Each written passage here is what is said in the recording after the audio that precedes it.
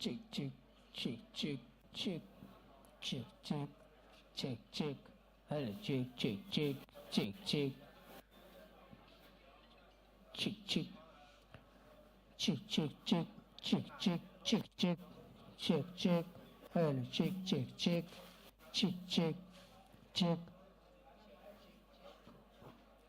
check, check, check, check, check, check, check.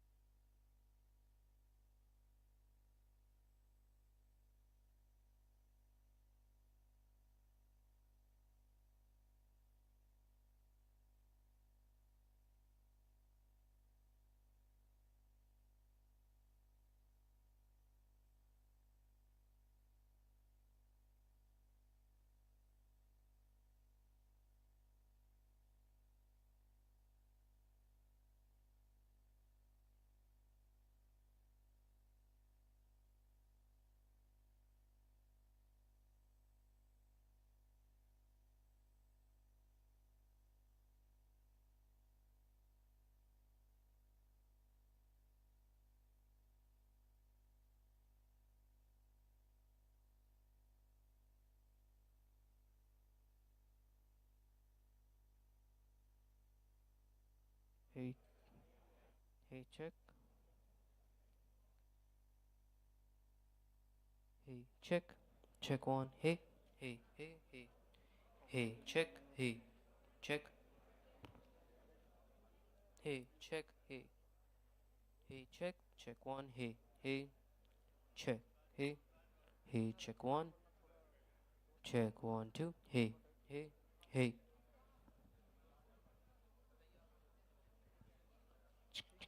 check, check, check, check, hello, check, check, check, hello, check, check, check, hello, check, check, check, hello, check, check, check, hello, check, check, check, check, check, check one, check, check, hello, check, check, check, check, check, check, check, hello, check, check, check, hello, check, check, check, check, check, hello, check, check one, check, check, hello, check, check, check, check one, check, check, hello, check, check, check, check, check, check one, check, check, hello, check, check, check, check one, check, check, check, check, hello, check, check, check, check one, check, check, check one, two, check, check, check, check one.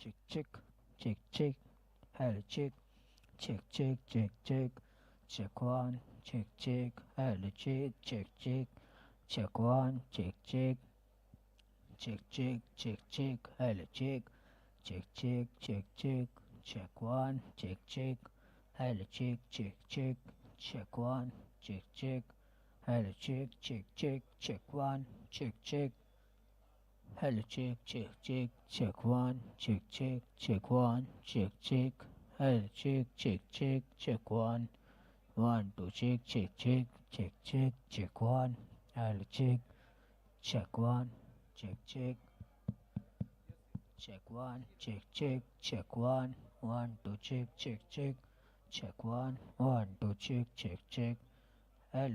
check one, check, hello, check.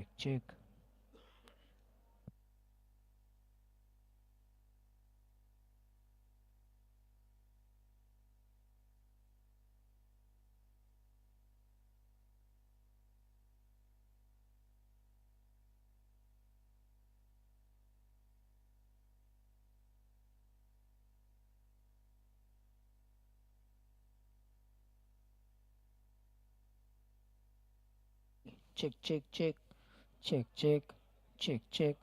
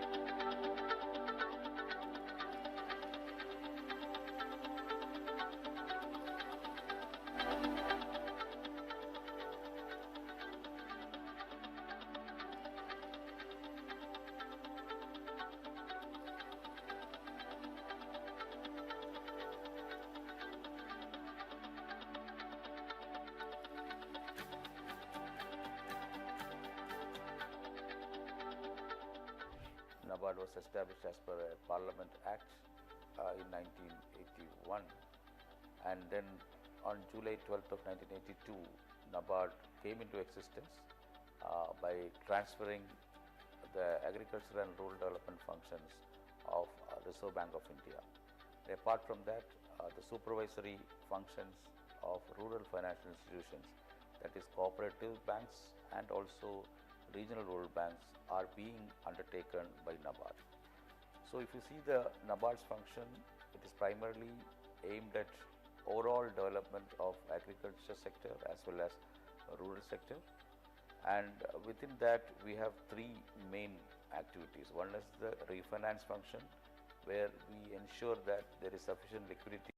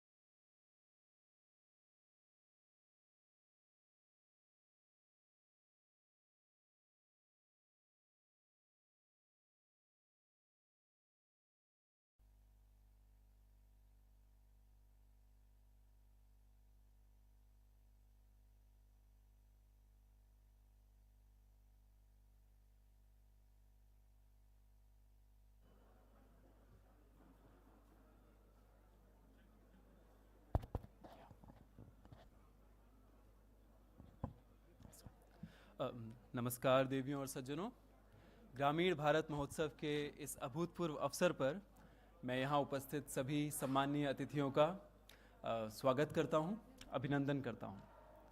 Today we have a very interesting and informative panel discussion on GI products, cultural pride to prosperity. GI उत्पाद, सांस्कृतिक गर्व से समृद्धि तक. Geographical indication या GI सिर्फ एक certificate मात्र नहीं है, ये हमारे सांस्कृतिक और प्राकृतिक धरोहर के लिए एक गर्व का चिन्ह है, एक गर्व का प्रतीक है. And I am very happy to inform that NABARD has been a trailblazer in the GI ecosystem and possesses a comprehensive policy for supporting GI promotion in the country. Today's session promises to be especially enriching as we will hear inspiring success stories of GI products, as well as we will discuss how they can drive startups and promote regional and rural tourism. So without further ado, we are going to start the session, and I will be introducing our panel of esteemed members today. So with a huge round of applause, please welcome Shri Karan Thapar, Director at Department of Industry and International Trade.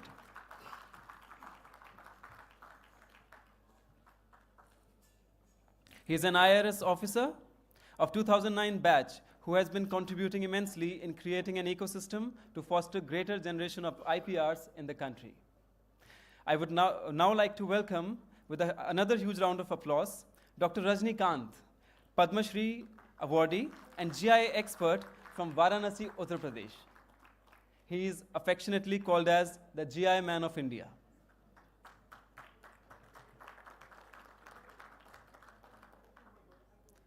Now let us please welcome Shri Sohit Kumar Prajapati, National Awardee Artisan who revived the dying art of black pottery.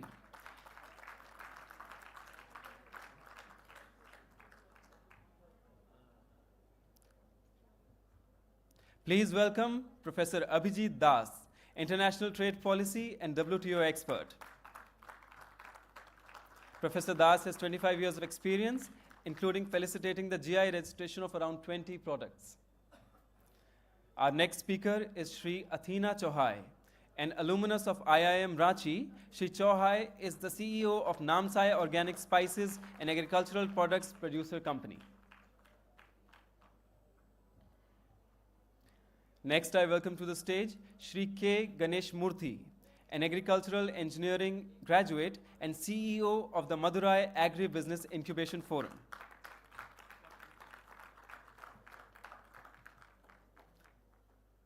Our final panelist is Ms. Meenakshi Mehta, a communications and storytelling professional. Ms. Mehta spearheads the Kala Srishti project, which celebrates Indian artisans and promotes their craft through modern strategies and collaboration. And last but not the least, now I invite Shri Partho Saha, Chief General Manager at NABARD, and also our esteemed moderator for this panel discussion.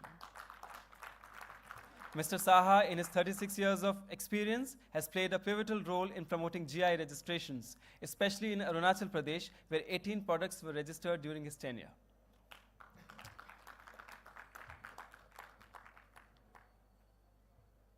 A very warm welcome to our panelist and our moderator. It is now my honor to invite our esteemed keynote speaker for today's event, Shri Karan Thapar ji, to please grace the stage and impart his valuable insights and words of wisdom. Please, sir. May we please have a round of applause?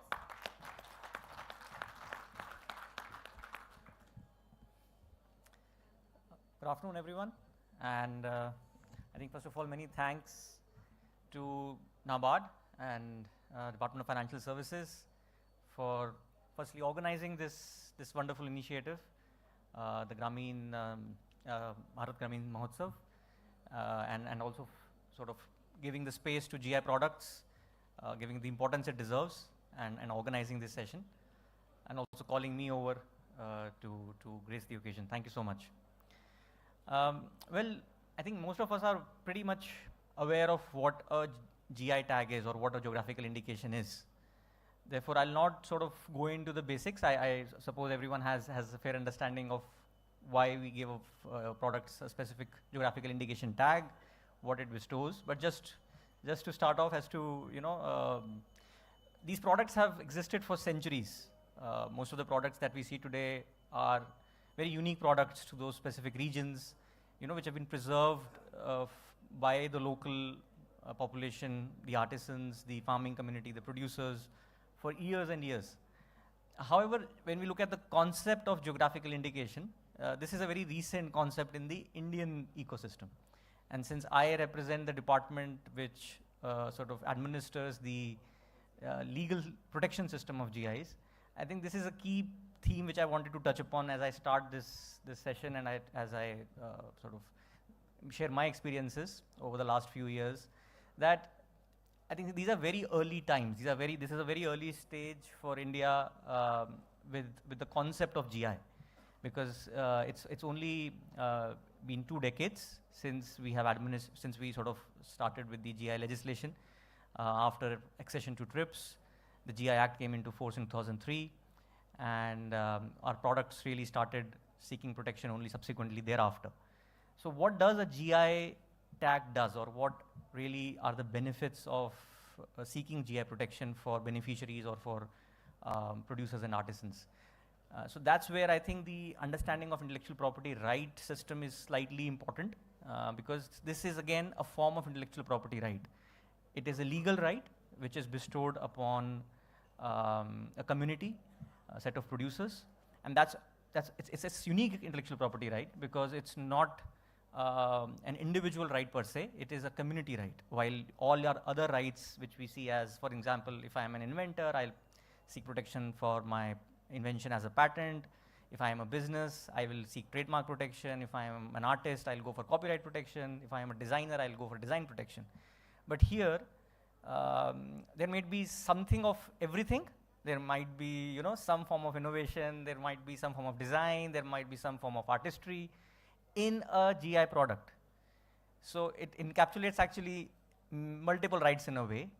However, I mean, I'll not get too technical here, but just to make it very simple, this is an intellectual property. Therefore, not anyone or everyone can use it unless you are sort of part of that ecosystem. And that's the uniqueness, or that's the exclusivity which these unique products enjoy. There are certain criteria that are followed for sort of administering and bestowing this right, bestowing this legal right on producer community. So a product must classify as unique, must have some unique characteristics which are associated with the geographical region. It must be able to demonstrate the association with that region. And that's why it's a long process. And today there are only 620 Indian products, despite the legislation being in place for more than 2 decades. There are only 620 products which are today, as on today, registered as geographical indications. While if we'll compare this with many other countries, the numbers would be very, very starkly in contrast, and and we might see that there's a long way for us to go. For example, China has around nearly 10,000 GIs, 9,700 odd GIs. Germany has around 7,000 plus. Hungary has, again, 7 to 8,000 GIs. So the concept of GI in itself, I think, was has been mastered, I would say, by EU, European Union countries, both the Western European as well as Eastern European countries, and has since then traveled across the world as to what is the advantage of giving this exclusive right to a set of producers, and how it can then translate into commercial and economic benefits for the community. And that's where the theme of today's discussion is. I think the very theme is from cultural pride to economic prosperity. And I think this is the journey that we need to traverse now when it comes to GIs. While we are very rich in terms of our culture, in terms of our heritage, in terms of our diversity, if you see, even if you see among 600 odd products, you will see that there is a fairly good distribution of all forms of products. We have more than 200 agricultural products, for instance. We have around 350 handicrafts, handlooms and textiles. We have about 50 foodstuffs, like for instance your sweets, your savory snacks, so on and so forth. We have more than 50 manufactured items, which are mostly foreign wines and spirits.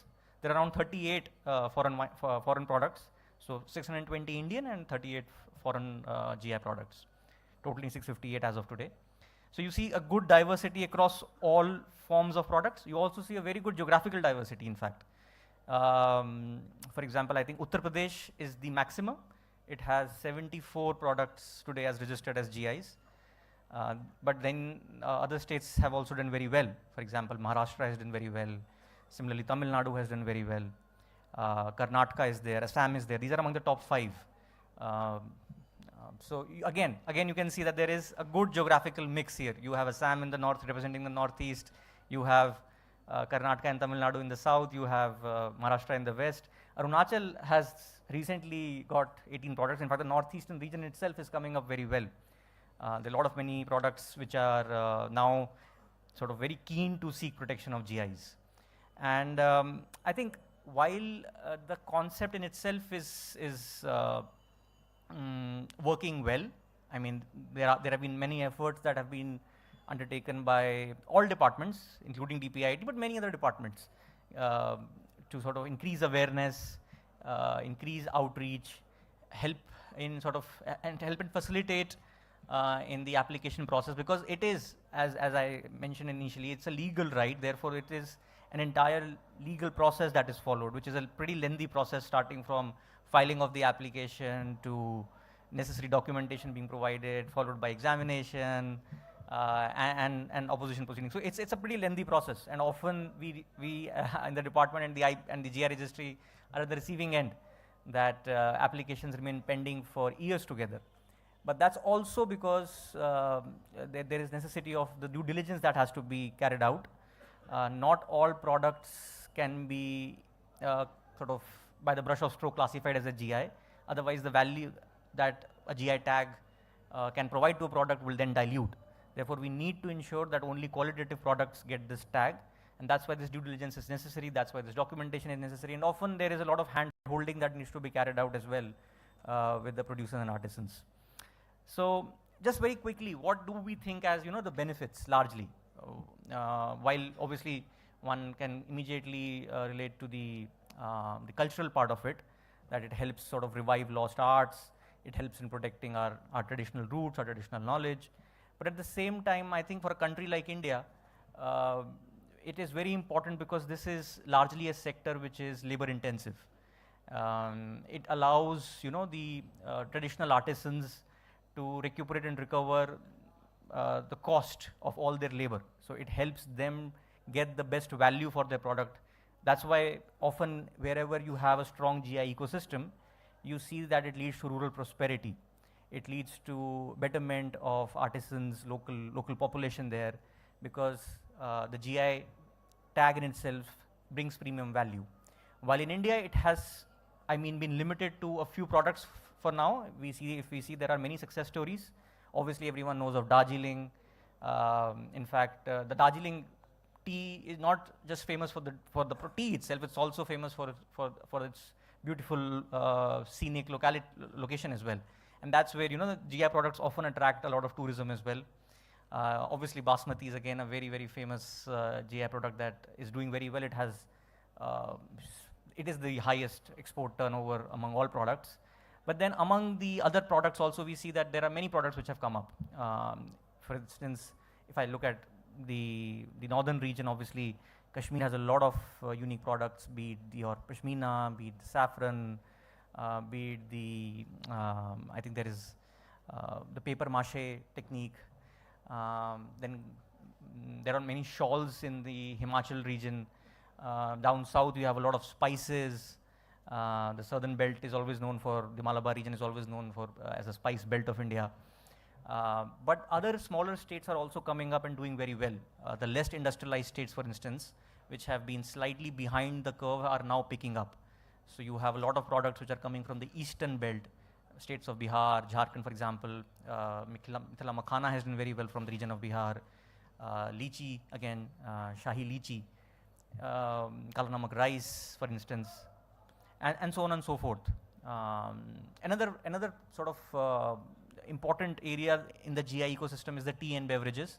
So the Araku coffee case study is again a very, very successful example of how to sort of drive maximum commercial value. In fact, it figured in the PM's Man Ki Baat program as well, and it has gained a lot of traction recently. These are some successful case studies. Obviously, there can be more. And that's where I think departments like DPIIT, Department of Financial Services, NABARD, Ministry of MSME, Ministry of Skill, all of us need to sort of put our act together and see what are the steps and initiatives that are required, apart from the ones that we are already taking. I think there is a need for more synergy, there's a need for more collaboration, And that's where the department is looking at framing a specific, carving out a specific GI policy. Right now we have obviously the IPR policy, we have a very strong and robust IPR ecosystem. However, we feel that over the last decade, the kind of importance that has been given, let's say, to patents and trademarks, the GI policy would also make if we come out with a dedicated GI policy and enumerate the different sort of challenges that we are facing and what steps need to be taken, the same dedicated attention would be sort of paid to the GI ecosystem. And the GI policy would largely address the challenges. For instance, quality and authentication of GIs is a significant challenge that we face. Today, while many products are authentic, original, there are a lot of many the counterfeit products which are sold or passed off as GIs. This becomes a significant challenge both for the producers, the GI, the artisans, as well as the consumers, because you end up getting defrauded with counterfeit products. And I think I would have to admit that there is a slight vacuum in this space, in our legal and policy space, when it comes to requirement of certification, requirement of quality benchmarking by GI producers. If we compare our system with, let's say, international systems such as the EU system, or for instance, even in the Latin American countries, let's say EU might be sort of not the correct example, given that it's far ahead on the development curve. But even Latin American countries have built in more checks and balances in their system compared to what we have. Therefore, we have been doing an exhaustive assessment of what are those steps that need to be taken. We are in consultation, extensive consultations with several government departments. It would also probably require some changes and amendments in the GI legal framework, the GI Act, and that's where we are also deliberating. And in fact, there is already a draft bill that we propose to send to the Parliament shortly after the internal consultation process is complete. So these are some of the key initiatives that we are looking in the legal and policy space. Other than this, I think we in the department already have launched a GI promotional policy through which we have been collaborating with several media houses for better promotion and brand building of GIs. In fact, recently, if some of you travel on the Delhi metro, you may have seen some GI sort of advertisements in the metro, on the airports. We've been collaborating with all these agencies, especially in different airports across the country, to provide GI branding and build this increasing GI consciousness amongst the community and the society at large, because we need to see that we have a large domestic market as well, and only when we have a strong domestic demand will we also be able to cater to the international demand. So those market linkages are being established both domestically as well as sort of we are in constant touch and discussions with our international trading partners through international trade agreements, and even otherwise. Sometimes international trade agreement negotiations can be long and lengthy, may take a long lot of time to materialize. But we have MOU arrangements with several countries through which we are looking at identifying market linkages for our GI products. I briefly touched upon the GI tourism example. I think if one looks at successful case stories worldwide, you would see that wherever the GI ecosystem sort of builds in, you automatically also get a lot more prosperity, and not just because of the product, but the entire ecosystem grows. I took the example of, for example, Darjeeling, but if one travels, internationally, one would often go to vineyards in the EU, in the European region, or go, if some of you have traveled to the UK, one always often goes to Scotland and would like to see the Scotch whiskey and how it is grown, or how it is manufactured, sorry, not grown. So I think there are again lessons to be learned from those successful examples. There is a lot of heritage that we can display, exhibit. It's just about, I think, getting all the different players together. Such initiatives always help, and therefore I think we look forward to working and collaborating more with all the departments and taking this GI concept, which is a niche concept, which is still sort of taking roots, but it requires a lot of hand holding for it to flourish and the department is definitely very, very conscious of it. There are, as I mentioned about the schemes, for instance, as I mentioned about the promotional avenues, you might be very shortly, some of you may have sort of tuned into the MasterChef India show. We have recently collaborated with Sony Live, who are the producers of this show. So now in the upcoming series you will see dedicated GI branding and the contestants actually using different GI products with which they will be making their different recipes. So many a times, you know, we might be using the same products. The idea behind that is that we might be using those same products while in the kitchen. For example, many men and women here might be cooking with, for example, the clove or the turmeric or the lychee, without realizing that these are, you know, coming from a specific region and have a GI value. We procure them without really knowing about it. We don't procure it from the right source, and that's where the counterfeiting element also comes into question. I can go on and on. I think I had a long speech which I had been provided with, but I don't see the need for me to sort of read out through. I think it's more an interactive session. I think I also am here to listen to the thoughts of all the esteemed panelists. And also, if there are any questions, please feel free to address them to me or to anyone here on the dais.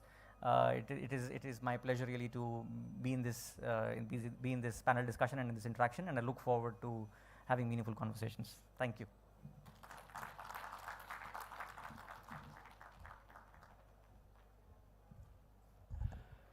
Thank you so much, sir, for generously sharing your profound knowledge with us. GI tourism, definitely that caught our attention.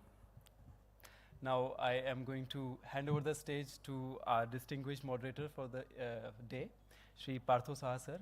Sir, the stage is all yours. Hello, thank you. Thank you, Mr. Thapar. I think you have set the tone and covered almost every aspect of GI that we were looking to cover. In fact, you may have even put a few of our speakers in a spot of bother. Nonetheless, this was what we were looking forward to. We have with us another very distinguished person, Padma Shri Dr. Rajani ji, and coming to the theme for today, GI, Cultural Pride to Prosperity. Obviously, we are interested in the prosperity part, being a financial institution. But before we go on to the prosperity part, I would like Dr. Rajani to talk about how GI actually helps to uphold the cultural pride, whether it is for the nation or the community. The importance that GI plays. We hear a lot nowadays about Sanskritik, Dharohar, Virasat and all these words. So, Dr. Rajani ji, you come from a very famous place which is known for its cultural heritage. So I feel that you can tell us about how you got attracted to GI and what it means for you. Thanks.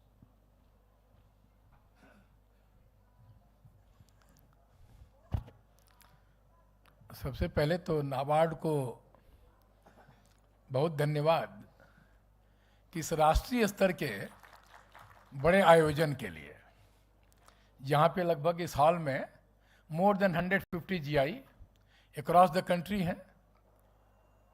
और जैसा आपने कहा, हम जिस शहर से, हम काशी से हैं और हमारे प्रधानमंत्री भी काशी से हैं। वो काशी से सांसद हुए तो देश के वो प्रधानमंत्री हुए। और काशी का जो इतिहास है वो 5000 साल से भी अधिक पुराना है। फ्रेज में कहा जाता है कि बियॉन्ड द हिस्ट्री। भगवान शंकर की नगरी है तो उसका कोई इतिहास है नहीं, इसीलिए कहा गया बियॉन्ड द हिस्ट्री। दूसरा, जब हम प्राइड की बात कर रहे हैं तो जीआई को हम एक दूसरे नजरिए से देखते हैं। जीआई भारत की वो सोने की चिड़िया है जिसे लूटने के लिए 2500 साल पहले से प्रयास शुरू हुआ। अनफॉर्चुनेटली हमारे इतिहास की किताबों में पढ़ाया गया अलेक्जेंडर द ग्रेट, यह बाद में फिर बताया गया कि अकबर द ग्रेट। वो लुटेरा कैसे महान हो सकता है जो इस भारत भूमि की सोने की चिड़िया को लूटने आया हो, जिसने लूटा हो यहां पे आकर के। तो अलेक्जेंडर को तो उसी समय चाणक्य ने परास्त करके और वापस भेज दिया, और चाणक्य ने राजाओं का सहयोग नहीं लिया था। माननीय प्रधानमंत्री जी जब कहते हैं आदिवासी, वनवासी, कोल, भील, जनजाति, चाणक्य ने उन्हीं का सहारा लिया था। या दूसरा, वेद पाठी ब्राह्मण घोड़े की नंगी पीठ पर बैठ करके हाथ में तलवार लेकर के उनका गर्दन काटने का काम किए थे। तब वहां की जनता में जागृति आई थी कि जिसको हम सवेरे भिक्षा देते हैं और हमारी भिक्षा पे उसका भोजन चलता है, वो वेद पढ़ता है, वो अगर हमारे लिए संघर्ष करता है, क्योंकि राष्ट्र सबसे पहले है। तो ये जो जीआई जो कल्चरल प्राइड के साथ जुड़ा हुआ है, वो भारत की आत्मा है। पूरी दुनिया में भारत के मुकाबले कभी भी न कोई सिल्क रहा है, न कोई टेक्सटाइल रहा है, न कोई यॉर्न रहा है। शुरू में यवन, तुर्क से लेकर मुगल जितना लूटे, जो नहीं लूट पाए वो देवी देवताओं की मूर्तियों को छत विछत करके गए, क्योंकि वो ले नहीं जा सकते थे। आप किसी म्यूजियम में एंटर करिए, आपको गर्दन टूटी मिलेगी, वक्ष कटे मिलेगा, हाथ टूटे मिलेंगे, क्योंकि वो ले नहीं जा सकते थे। लेकिन जो ले जाना था वो लूट के लेके गए। लेकिन हम आभारी हैं उन शिल्पियों के, बुनकरों के, फार्मर्स के, प्रोड्यूसर्स के, जिन्होंने हजारों साल से उस विरासत को आज भी बचा के रखा। हमें बड़ा गर्व हुआ क्या जब माननीय प्रधानमंत्री जी के हाथ में नाबार्ड के चेयरमैन ने वांचो वुड क्राफ्ट का मोमेंटो भेंट किया। आज के पहले तक हमें लग रहा है कि बहुत लोगों को शब्द भी नहीं सुने होंगे कि वांचो क्या होता है। निशी, आपातानी, मोनपा, गालो नाम ही नहीं सुने। ये अरुणाचल प्रदेश की वो पवित्र भूमि है जहां 27 ट्राइब और 72 सब ट्राइब्स है। यहां पे भी थापर जी ने कहा ना, अब यहां पर दो, एक तो डीपीआईटी है जो एक लीड एजेंसी है जीआई के लिए, आईपीआर के लिए, और दूसरा हमने जिसके साथ में बैठ करके जीआई सीखा है वो प्रोफेसर अभिजीत दास यहां बैठे हुए हैं। अंकटाड का भारत के अंदर में जब उदय हुआ, United nation conference on trade and development, WTO के एग्रीमेंट पे साइन करने के बाद, और मिनिस्ट्री ऑफ कॉमर्स के साथ में जब MOU साइन हुआ DFID का, उसमें अंकटाड ने अपना ऑफिस यहां पे ओपन किया। कुछ समय के बाद में प्रोफेसर दास को कंट्री हेड की रिस्पॉन्सिबिलिटी सौंपी गई, और हमारे जैसे एक सामान्य सामाजिक कार्यकर्ताओं को बनारस की साड़ी को बचाने के लिए इन्होंने कहा कि जीआई तो कराना पड़ेगा, और अगर जीआई कराना होगा तो अंकटाड के साथ में आना होगा, क्योंकि उस समय तक तो कोई ग्रांट की बात करता नहीं था। और हमें कहने में गर्व है कि शुरुआत के समय में बनारस की साड़ी, भदोही की कारपेट और Champa silk sari and fabric Chhattisgarh, इस 3 के लिए अंकटाड ने सपोर्ट किया। तो विरासत को बचाने का दूसरा कल्चरल प्राइड की हम बात कर रहे हैं। शायद इस हाल में बैठे हुए लोग या बाहर के लोग भी नहीं जानते होंगे, स्वर्गीय अटल बिहारी वाजपेयी जी के हम आभारी हैं। ये देश ऋणी है उनका कि उनके रिजीम में भारत में जीआई का कानून बना, उनके रिजीम में बना। शायद उनके जैसे संवेदनशील व्यक्ति नहीं रहे होते तो शायद कानून नहीं बना होता, था ही नहीं कानून, और इंप्लीमेंट भी उनके रिजीम में हुआ। शुरुआती समय में स्पीड काफी कम रही। हमारे जैसे लोग भी जब 2007 में पहली एप्लीकेशन फाइल की बनारसी साड़ी को, तो बनारस में बहुत विरोध हुआ हमारा, बड़े बड़े ट्रेडर्स ने विरोध किया, प्राइम मिनिस्टर को, यूपीए चेयरपर्सन को, टेक्सटाइल मिनिस्टर को लेटर हमारे खिलाफ में लिखा गया, कोई doctor Rajinikanth to taking this Banaras sari for the patent. उनको जीआई शब्द भी मालूम नहीं था। लेकिन जीआई रजिस्ट्री ने हमसे कहा था कि आपकी एप्लीकेशन की मेरिट स्ट्रांग है, आपको डरने की जरूरत नहीं है। और जीआई रजिस्ट्री पहली बार चेन्नई से बाहर निकल करके वाराणसी में सीजीएम हुआ, हियरिंग हुई वाराणसी में, और जीआई ग्रांट हुआ 2009 में। तो वो हौसला बढ़ा। कल्चरल प्राइड को बचाते बचाते हमारे जैसे लोग काशी से काला पानी तक की यात्रा किए। रिसेंटली अंडमान एंड निकोबार से 7 जीआई ग्रांट हुआ है नाबार्ड के सपोर्ट से, और नाबार्ड अब जीआई में फ्रंट पे आके खेल रहा है। जो क्रिकेट का मैच है ना 2020 वाला, अब वो नाबार्ड फ्रंट पे आके खेल रहा है 2020। अब उसका कहना है कि हमारी स्पीड रुकने वाली नहीं है। इस हाल के अंदर में जो जीआई लगे हुए हैं उसमें 132 जीआई नाबार्ड सपोर्टेड हैं। ये गर्व की बात है। और हम इस हाल में उस कल्चरल प्राइड को बचाने के लिए एक और शब्द बोल के आज जाएंगे। 1 साल के बाद ये संख्या लगभग 250 होगी, 250 होगा। ये विरासत को बचाने का जो सिलसिला शुरू हुआ, वो सिलसिला चाहे मेघालय में चूबची, हम बार बार बोलते हैं, शैंपेन की बात बोलते हैं, स्कॉच की बात बोलते हैं। हमारे यहां भी मरुआ मिलेट की वाइन को जीआई मिला, आदि अपांग को जीआई मिला, मेघालय के चूबच्ची को जीआई मिला, गारो डकमांडा को जीआई मिला, लर्नई पॉटरी को जीआई मिला। यहां त्रिपुरा का रीसा, पचरा, माताबारी पेड़ा, या सभी लोग बात करते हैं ना कश्मीर की जब बात होगी पश्मीना कश्मीर, उस मिथ को ब्रेक किया गया। कश्मीर में जितना पुराना पश्मीना है उतना ही पुराना पश्मीना जम्मू रीजन में बसोहली में है, कठुआ के पास में। आज माननीय प्रधानमंत्री जी को बसोहली वाला पश्मीना ही भेंट किया गया था, या बसोहली की पेंटिंग यहां पे आई हुई है। जो लोग आईएएस की तैयारी करते हैं वो जीके में पढ़ते हैं बसोहली पेंटिंग बारे में, 16वीं सेंचुरी की पेंटिंग है। ये विरासत है, और इसी विरासत को बचाने और बढ़ाने का काम जो नाबार्ड ने शुरू किया, वो सिर्फ कल्चरल प्राइड के साथ जुड़ा हुआ नहीं है, वो सीधे लिंक है लाइवलीहुड से, एंटरप्रेन्योरशिप से, स्किल डेवलपमेंट से। क्योंकि नाबार्ड भारत की एकमात्र ऐसी संस्था है जिसकी अपनी नेशनल जीआई पॉलिसी है, GI and post GI. GI के रजिस्ट्रेशन के बाद ऑथराइज यूजर करना, आगे बढ़ना, मार्केटिंग करना, ब्रांडिंग करना, प्रमोशन करना, एमईडीपी, एलईबीटीपी, नैब स्किल, ढेर सारे प्रोग्राम के साथ में लिंक है।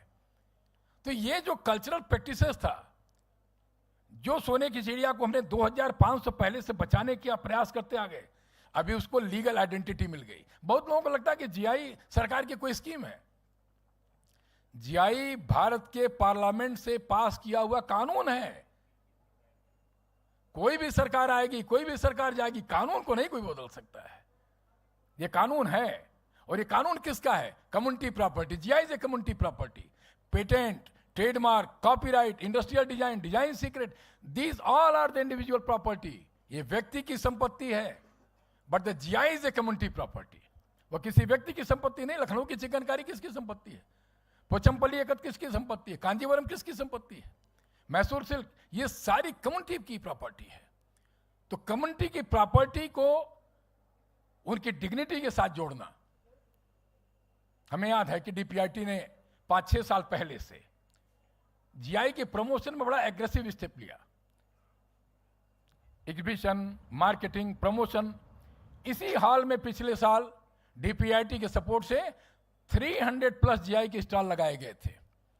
और इस बार अभी डीपीआईटी के सपोर्ट से बर्लिन में, लंदन में और इटली में 3 जगह इंटरनेशनल एक्सपोजर आर्टिजन्स को दिया गया।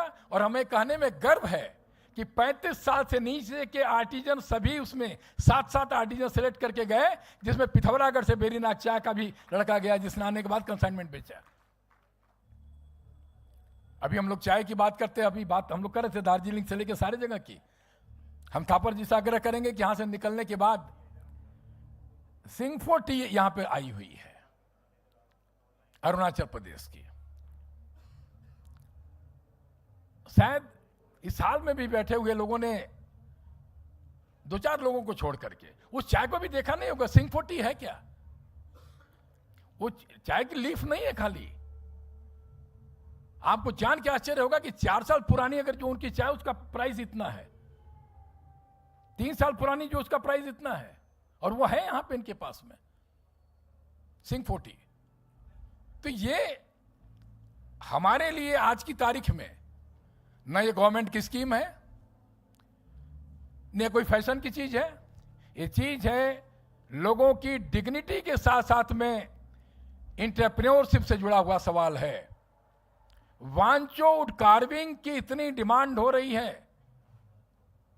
डीपीआईटी ने जब यहां पे G20 का सम्मेलन हुआ था, उसमें 20 लोगों को, 20 टॉप डिग्निटरीज को वांचो वुड कार्विंग दी गई थी। उसका अलग था ही नहीं वो। अभी बीच में माननीय पीयूष गोयल जी जब विजिट किए थे अरुणाचल प्रदेश को, वहां के माननीय मुख्यमंत्री ने वांचो वुड कार्विंग उनको भेंट किया था, और आज चेयरमैन साहब ने अपने हाथ से वांचो वुड कार्विंग को, हमारे बगल में एक सज्जन बैठे तो उन्होंने कहा कि ये तो आइवरी जैसा लग रहा है देखने में।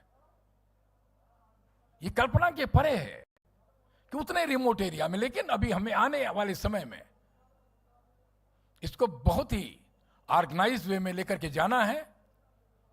हम जब सवाल जवाब के शुरू होंगे तो हम उस पर चर्चा करेंगे कि नाबार्ड को कैसे आने वाले समय में इस पर एक रोड मैप बनाना होगा, क्योंकि नाबार्ड ही एक ऐसी ऑर्गेनाइजेशन है जिसके भारत के सारे डिस्ट्रिक्ट्स में अपनी उनकी प्रेजेंस है, हर जिले में है, और जिले के बाद में गांव में उनके एसएचजी हैं, एफपीओ हैं।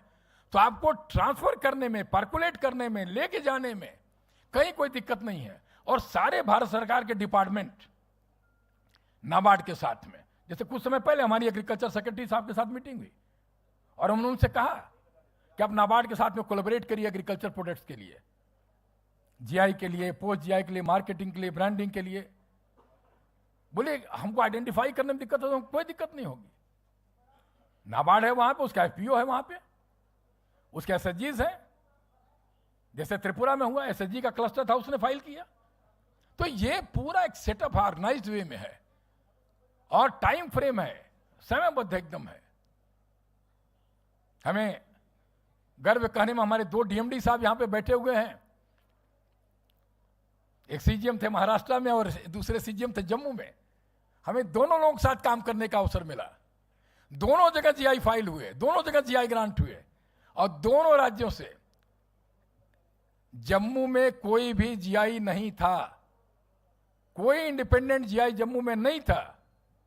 नाबार्ड के सपोर्ट से पहली बार 7 GI at a time file हुए जम्मू में, और 7 ग्रांट हुए, और लद्दाख का पहला हैंडीक्राफ्ट ग्रांट हुआ लद्दाख से, फर्स्ट हैंडीक्राफ्ट।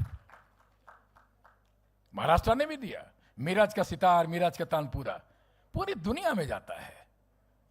लेकिन हम उस विरासत को वहां से जब तक नहीं निकालेंगे और निकाल के लोगों तक नहीं पहुंचाएंगे, तब तक वो संभव नहीं होगा। हमें इतना बढ़िया लग रहा था, हम भेड़ा घाट का घूम रहे थे यहाँ पे, मार्बल के प्रोडक्ट को देख करके, इतनी अच्छी शॉपिंग हो रही, इतनी भीड़ है वहां पे। ये यूनिकनेस आपके निकालना पड़ेगा, बाहर निकालना पड़ेगा, लोगों के बीच में भेजना पड़ेगा। तब जो हमारी कल्चरल प्रैक्टिस है, जो प्राइड है, जो डिग्निटी है, वह पूरी होगी। और हमें लग रहा है कि साथ विरासत का बचाने का और बढ़ाने का इससे बड़ा कोई प्रयास नहीं हो सकता है। बहुत बहुत धन्यवाद। बहुत बहुत धन्यवाद डॉक्टर रजनीकांत जी, आपने माहौल को एकदम गर्म कर दिया है। और you have touched upon certain things where NABARD has been playing a big role, and this gives me an opportunity to talk about it a little. It's true that during the last 3 years, as Mr. Thapar also mentioned, it has been gathering momentum, but I would like to share with the House that last 3 years, including this current financial year, as many as 230 GI certificates have been granted, and out of this 230, 114 are with NABARD support. So we are roughly now supporting 50% of the products being registered in the country. We have another 150 in the pipeline, so Dr. Rajnikant would not be very far off the mark if we reach 250 by the end of the year. So, that of course depends on how fast the examination process can be conducted. while the atmosphere is heated up now, I think it is time to go back to the roots again.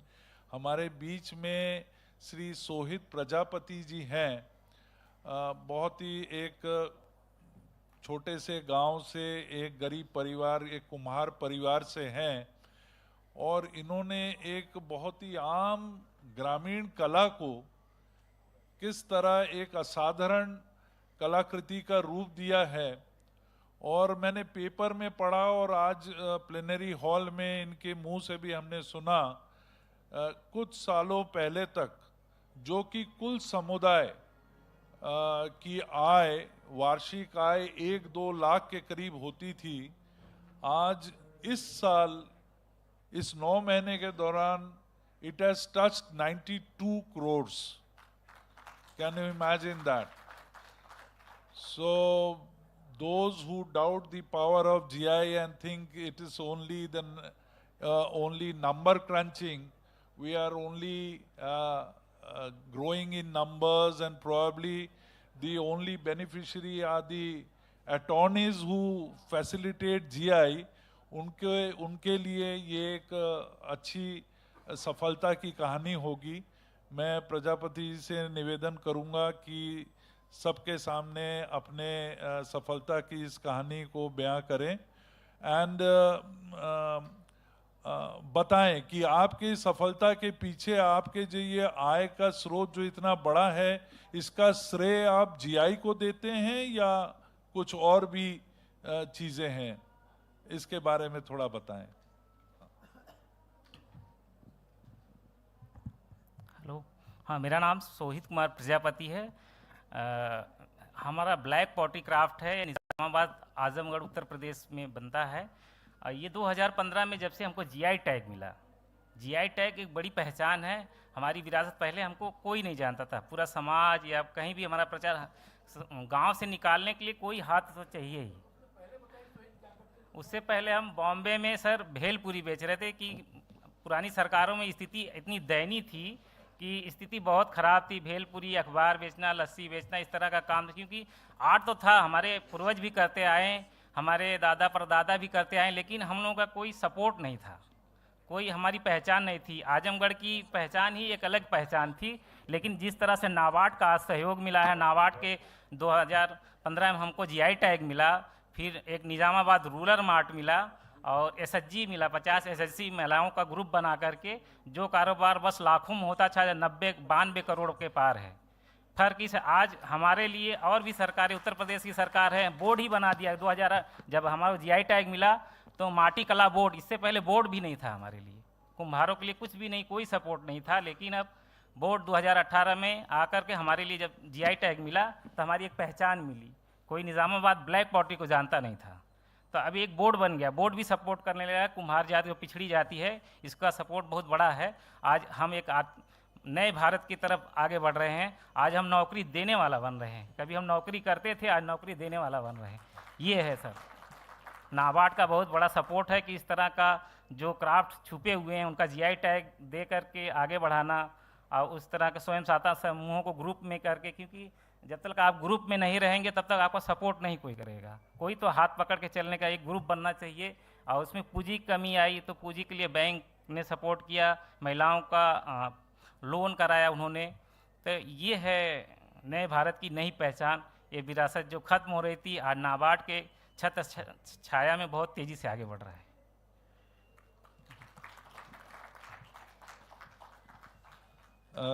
धन्यवाद प्रजापति जी। आपसे मैं कुछ सवाल जरूर पूछना चाहूँगा कि क्या जो लोग इस कला से जुड़े थे, पहले कुम्हार का काम करते थे, क्या उसमें कुछ वृद्धि आई है, या पहले उतने ही लोग थे वो आज भी उतने ही हैं? नहीं सर,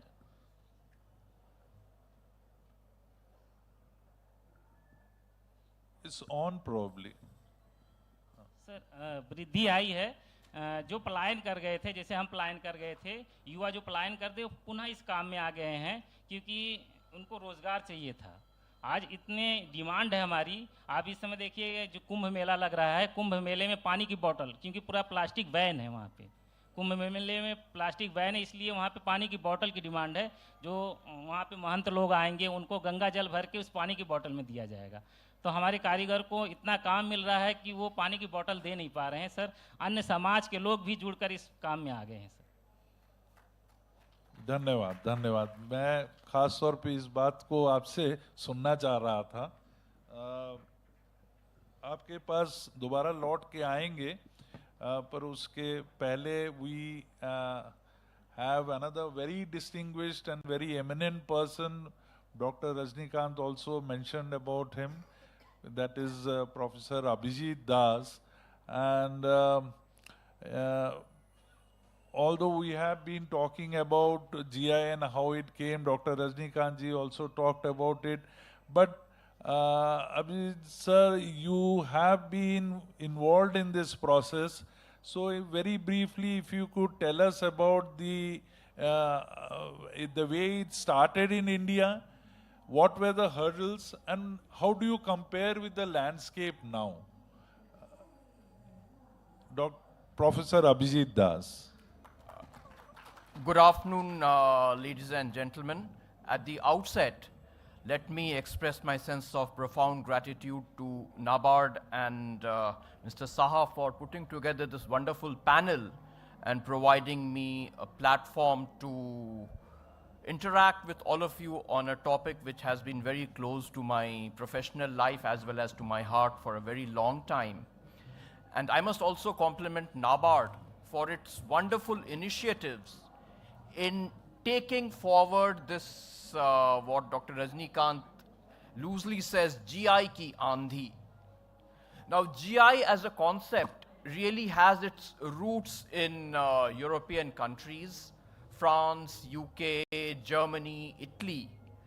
उन देशों में जो GI का concept है, वो primarily limited था to the products from the soil. Hence, the GI products of European Union mainly were, or I would say till quite some time, almost exclusively agricultural products. Given that background, when the Indian GI framework came into existence, starting from the GI Act and GI rules, we saw a very different trend in India. Not only did we have unique products which were agricultural products, we also had unique products which were traditional handicrafts, handlooms, textiles, etc. Now, getting a GI registration for most of these unique products poses an amazing challenge. Who are the producers? Artisans, farmers?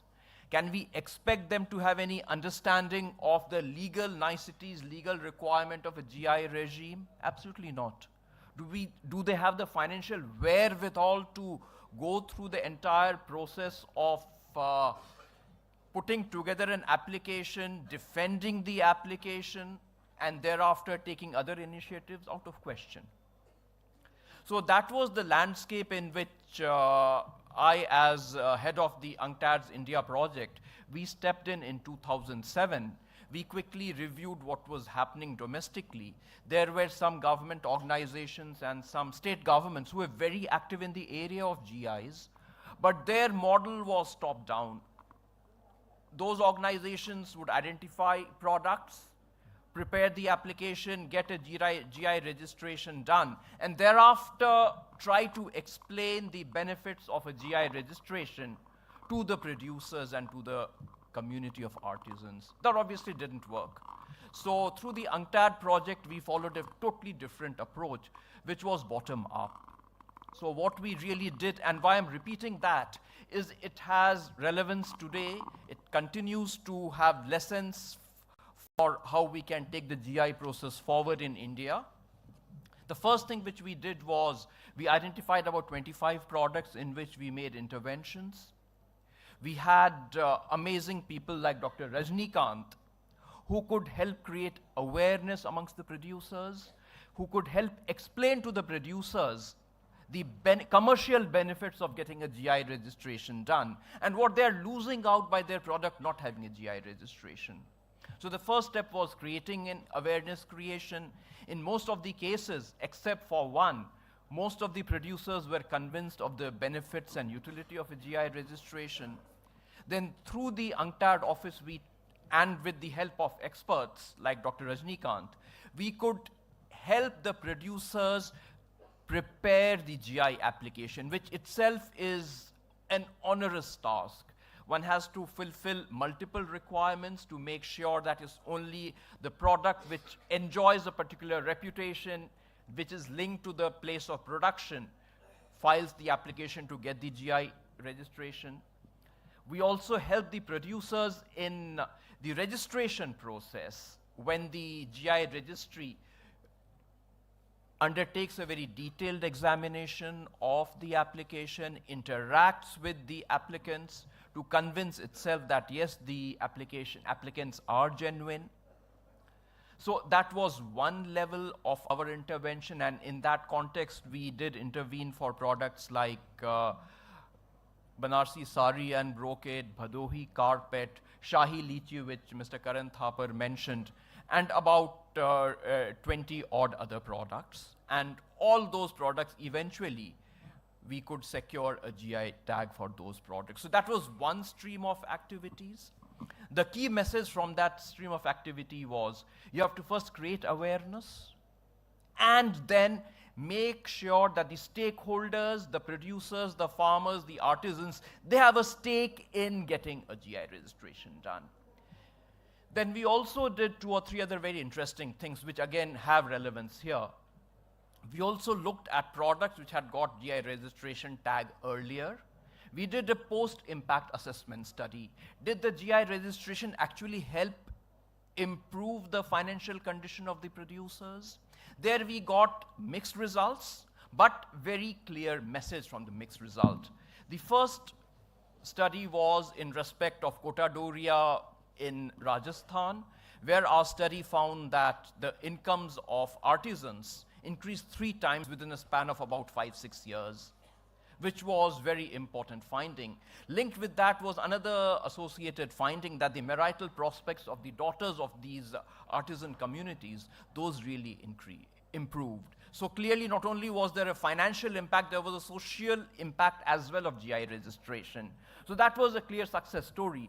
Contrast that to another product, which was Sholapur terry towels and chadar, where we found that the commercial benefits of GIs really did not percolate. Then we dug deeper and we found that no initiative was done for undertaking a post-registration brand building exercise. So the message was very clear that GI registration itself is not sufficient for leveraging it for getting commercial benefits. One needs to undertake very detailed brand building, marketing, post-GI registration activities. We also did a very detailed study of about 120, 125 products to see what is the extent to which the consumers are willing to pay premium prices for GI registered products. And there our finding was that within a year or 2 years of GI registration, if adequate market initiatives are undertaken, then the consumers might be willing to pay even up to 7 to 10% premium prices.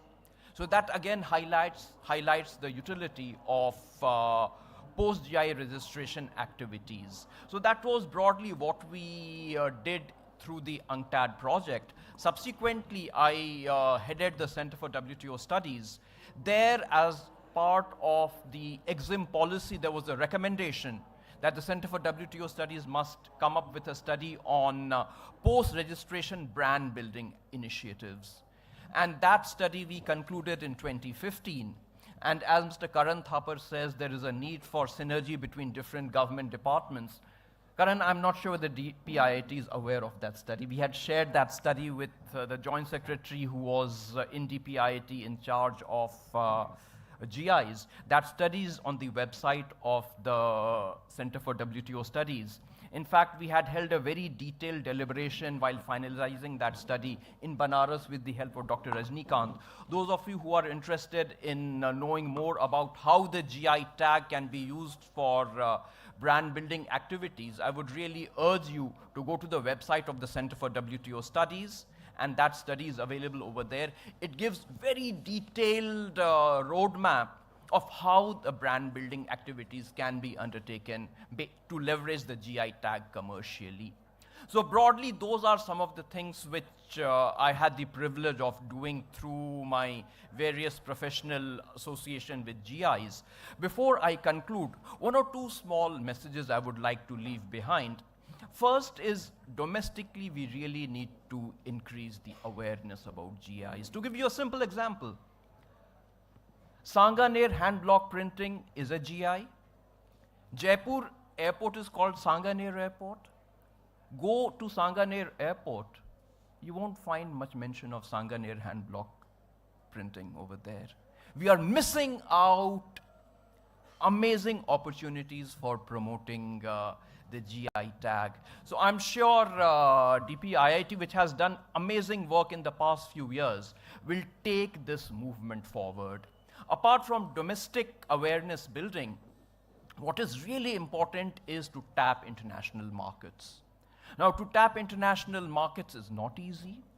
Let's bear in mind that GI is a territorial right. You get a product registered in India, you will get the GI protection in India. But to get a protection of the same product in European Union, you have to get it registered over there as well. That's costly. That's very rigorous. And that's where I guess DPIIT will need to step in, NABARD will need to step in to see how best we can get a few of the bigger commercially successful stories registered as GIs in some of the important markets abroad. And linked with that could be attempts at maybe organizing big commercial initiatives in, let us say, New York, London, Paris, or a few other countries, where we promote GI products of India on a very large scale. I would loosely call it celebrating traditional treasures of India. Linked with that could be an initiative on food-related GIs. In fact, people outside India would be surprised that more than 15 to 20 varieties of rice are registered as GIs. A large number of coffee varieties are registered as GIs. Now, the important point over there is each variety has some uniqueness.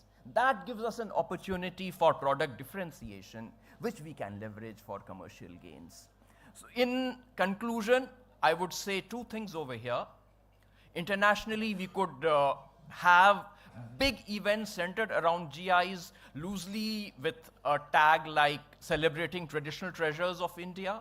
Domestically, जो प्रयास किया जा सकता है, वो है धरोहर से धन धान्य तक, which really can make sure or attempt to make sure that the commercial gains which are latent in a GI registration gets unlocked for the benefit of farmers and artisans. With that, I will conclude. Thank you, ladies and gentlemen, for your very kind attention.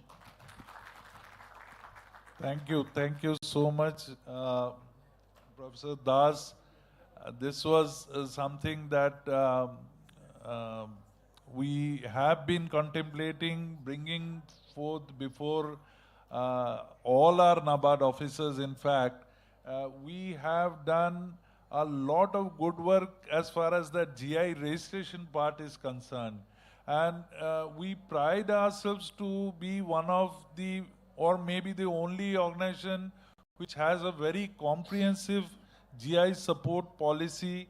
Under our post-GI activities, we do support various kind of marketing initiatives, which includes even preparation of catalogs, brochures, websites, digital cataloging. There can be awareness programs. There can be melas, exhibitions, exclusive GI pavilion. There can be GI resource centers, facilitation centers. All these can be supported through our grant assistance. But one thing is that we do not really have such good agencies which could take up this work. And it is here that doubt creeps in, that is it only a number game? Because after the registration, precious little is done beyond that. That is something that should be part of our agenda. And as you said, and I mean, like all of you have been saying this is a lesson, this is an agenda number 1 for NABARD in the coming days, and I hope that we'll be able to take it forward. Thank you, sir, for highlighting that. Next, we have another success story, a case study, which is again a very interesting story. Just sitting next to me is Chau, Athina Chauhai from Namsai district in Arunachal Pradesh. Athina did his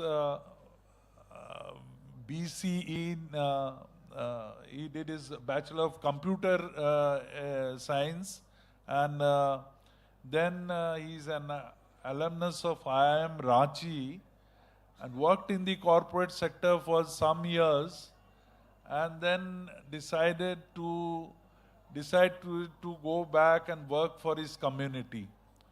So he basically started, he laid the foundation of a farmers producer company with the support of Spice Board of India. And while working with the farmers, he also was a channel partner for NABARD. He has implemented from MEDP, LEDBs to skill development programs, and even in the process, the TDF project he is implementing. But the story here is how the indigenous variety of rice grown in that area, it belongs to that Thai Khamti community, and they were literally the promoters of this variety. And how this variety, after it got registered as a GI product, it became a success story, something that was, it became a household name beyond the community, and in far off places, including Far East countries in Thailand and all. So I would like him to tell us about how he made all this possible. But before that, a small announcement. You can see 2 boards being put up here. I request all the members, all the people present here, you can scan this QR code and submit your feedback, suggestions on the program as well as the subject. There are some open-ended questions, so you can pitch in. You can also be a member of this discussion through this process. So please go ahead and give your feedback while Athina tells us about his success story. Athina, please.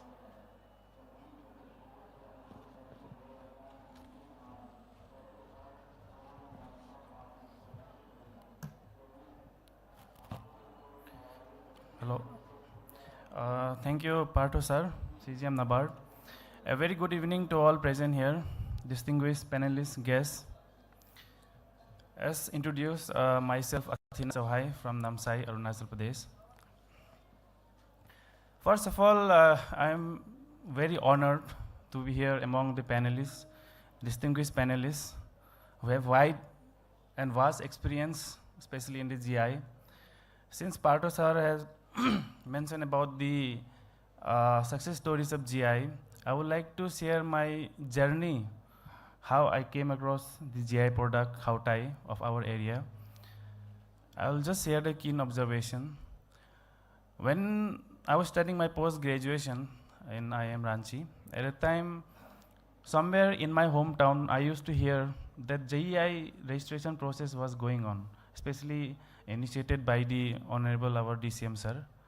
But this story was going on for another next 5 years, because the agency which they had chose for registration GI, they perhaps didn't know how to register it and how to propagate it. Then I hope when we started working with NABARD from the year 2020, thereon when Partho sir came, then we were very blessed that sir had introduced us at the time, Dr. Rajani sir. And from there on, when we started with Chauhai, Chauhai basically is, Chau means rice, Tai is our community name, so it's Chauhai. So when Dr. Rajani sir, when we first worked on with the GI of Chauhai, thereon it was just a moment of time, like within a span of 1.5 years, 2 years, we could hear whatever the result that we have seen announcement that more than 18 GI products have been registered.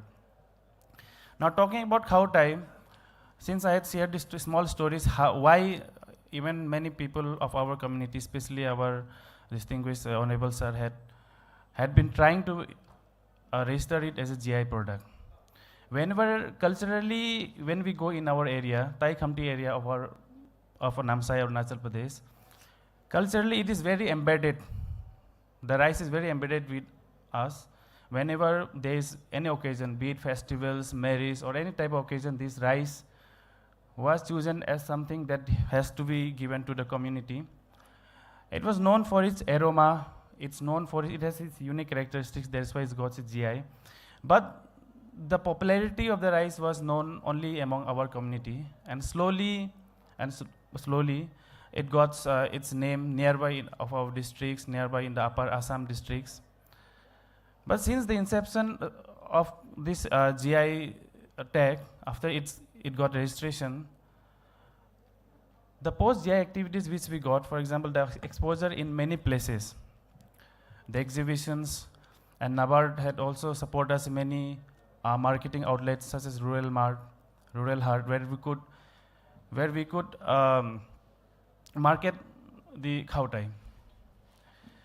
Then one of the things that I would like to share, even the challenges that we have right now in our area, is that even when we compare to other highly branded rice like Basmati, the technology which we see in other branded rice is that the role of technology, that they are being properly sorted, they are being polished and packaged in a very good package and marketed even in outside of India, exported. But in our place, still now, we are lagging behind the technology. Since the popularity of this Chauhai has rose to a large extent, then we thought, what if somebody just sell some other rice in the name of Chauhai, or they may adulterate it. That's why from the government we got one sorting machine. Right now we have set up the processing machine, where even though there was a high demand, but we could not export it to other place. Last year, from the Department MSME and Trade and Commerce, Industry and Trade and Commerce, we got an opportunity to display our product in Summer Fancy Food Show in New York, in USA. There too, there are many Asians, especially Southeast Asians, who consume sticky rice, and also Indians who consume obviously rice. But it was very difficult for us to export it to that high level, because if we could get high benefit of the GI Chauhai rice only if we sell it, popularize it as mentioned earlier, and also export it to other places. But I hope that in coming, it is not a hope, the processing unit has already been set up. Now we could standardize the rice to an international standard. That's what I mean to say is the role of technology, which we are going to get it in coming times post the GI interventions. Apart from that, as I had mentioned earlier, the popularity of the rice was only known in our community and in and around community. But right now, the popularity has rose to neighboring states and other parts of the state as well. Just as I had said, it was used in the festivals of our communities, in the marriage ceremony. Now the demand has gone to other tribes and other sections of the community as well. They are saying that whenever they hear they want to eat something rice, they say we have to eat Khamti rice. And since Namsai is located in the eastern part of Arunachal Pradesh, it's gateway to many tourism places. One of the most recent trending places, Anini, it is known as Anini, Kibitu, the China border, Dibang Valley. There are lots of tourism places, and also many homestays and resorts have come up. Now the popularity is such that whenever they go to Namsai, whenever they go to those places, they have to cross to Namsai, the place. And when they consume this Khamti Lahi rice, they always have their mind, now no other rice is as per their expectation, that they have never eaten such rice before. This is something that we really want to popularize it. And previously, when we talk about the livelihood income of the farmers, since the demand is getting popular, and also we are a farmer producer company where we are connected with more than 500 farmers. Previously, the price which they were getting were not very attractive, or the cost, the price difference between the cost and the profits which they were getting were not up to the mark.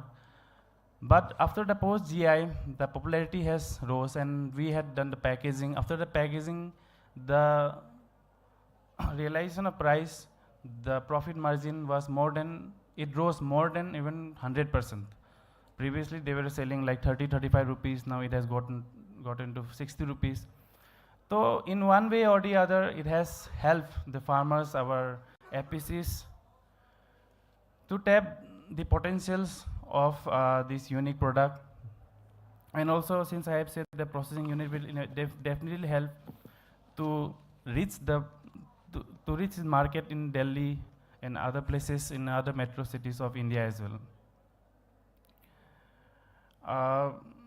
With this brief experience, I would like to sum up my words, and I would like to take this opportunity to thank NABARD, to speak a few words and share my few experiences. Thank you so much. Thank you, Athina. We have with us next somebody who has been leading one of the incubation centers supported by NABARD, and he comes across a lot of candidates, probably like Athina, who are interested in setting up their own startups. So, Mr. K. Ganesh Moorthy, the CEO of MABIF, Madurai Agribusiness Incubation Forum, we would like to know from you how institutionalized incubation can help to promote startups related to such indigenous products, and whether you are dealing with such kind of startups. Thank you, sir. Good afternoon all. First of all, my sincere thanks to NABARD for this great opportunity. As you mentioned, sorry, my throat is not well today. So our institution is a Madurai Agribusiness Incubation Forum. It is an initiative of NABARD and TNAU. We are giving incubation support to the budding entrepreneurs, startups, women entrepreneurs, even farmer producer company, now a GA association part. So actually it is started in the year 2018 for the only giving incubation supports. Now it has been expanded, like food production factory is there.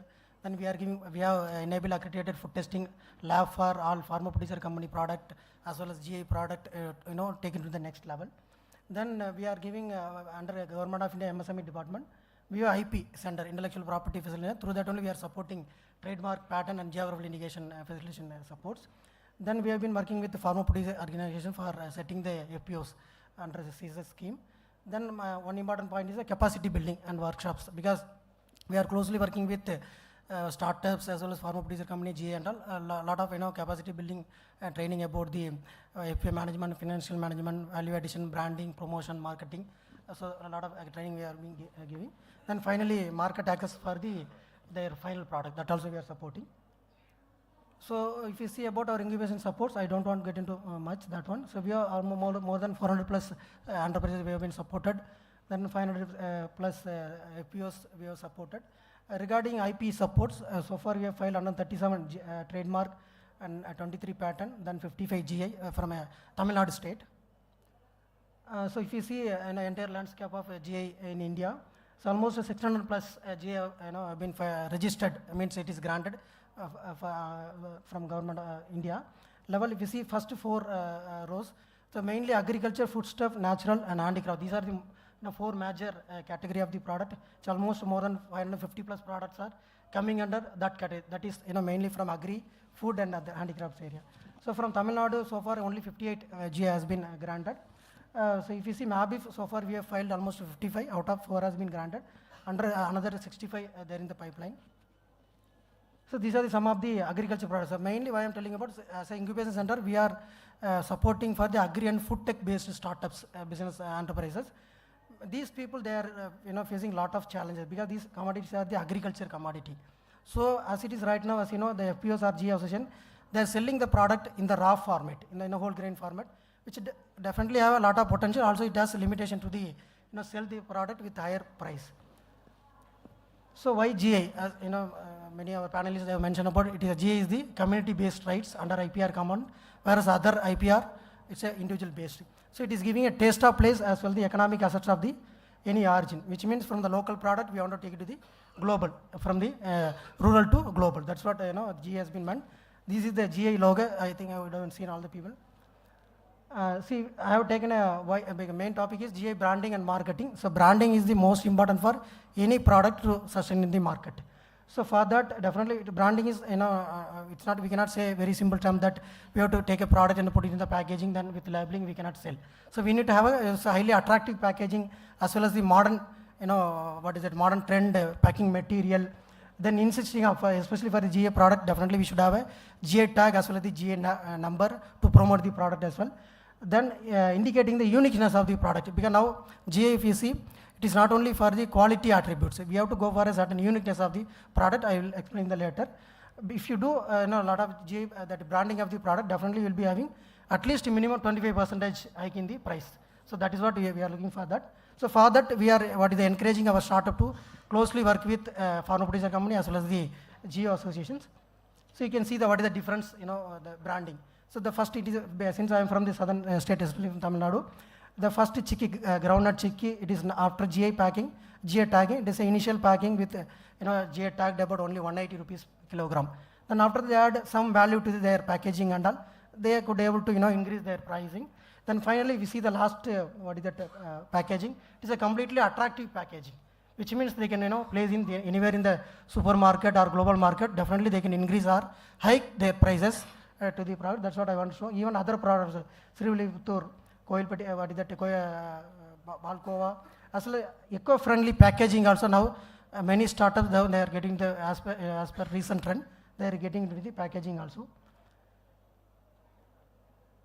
Then regarding promotional purpose, even many exclusive retail shops have been placed in the many other states. So one is, if you see rural beats, he is one of our incubating member. He has placed exclusive GI showroom at Trivandrum. Then GI tagged is in the Bangalore area, one of the startups already placed. Other, even Tamil Nadu also we have Poombugar, exclusive showroom for the promoting the GI product. So through that, definitely we can increase the branding as well as the marketing of the GI product. Then even for agro-tourism also we can flower for the agri commodity. See, even for one of the Kambam Paneer grapes from the Theni district, they have agro-tourism as well as the vineyard for the, from the Kambam grapes. Apart from that, for promoting e-commerce platform, even we have developed a www.shopg.in for the exclusive e-commerce platform for promoting the GI product throughout the India. That we have developed, like Amazon and Flipkart and all. Because other existing e-commerce platform, they have a lot of limitations also. As a community-based e-commerce platform, it will easy for the FPOs or GI association where they can able to place their product with limited costings and all. That's what we are supporting. Then if you see any what is the building and building this scalable production of GI product as well as the global market, if you see any typical supply chain from the producer, it will go to the trader or processor, then retailers, finally it will reach the consumer. As far as an incubation center considering, we are directly connecting the farmers or GI association to the what is that startups. The startups will take care of primary or secondary processing or value addition. Finally, it will reach the customer because of they can able to add value to the product and easily they can access to the market without having an extra costings and all. Then this, if you see that business interaction between the startups, PCL as well as GI, another part is the IP royalty, because GI is the community-based rights. Apart from that, if you take any value-added product from the GI tagged product, we can go for patent also. Definitely, it will have value to the who is that the startup with IP royalty. That also possible, and they can able to promote the GI product. See, as I mentioned, the uniqueness is not only about the quality attributes.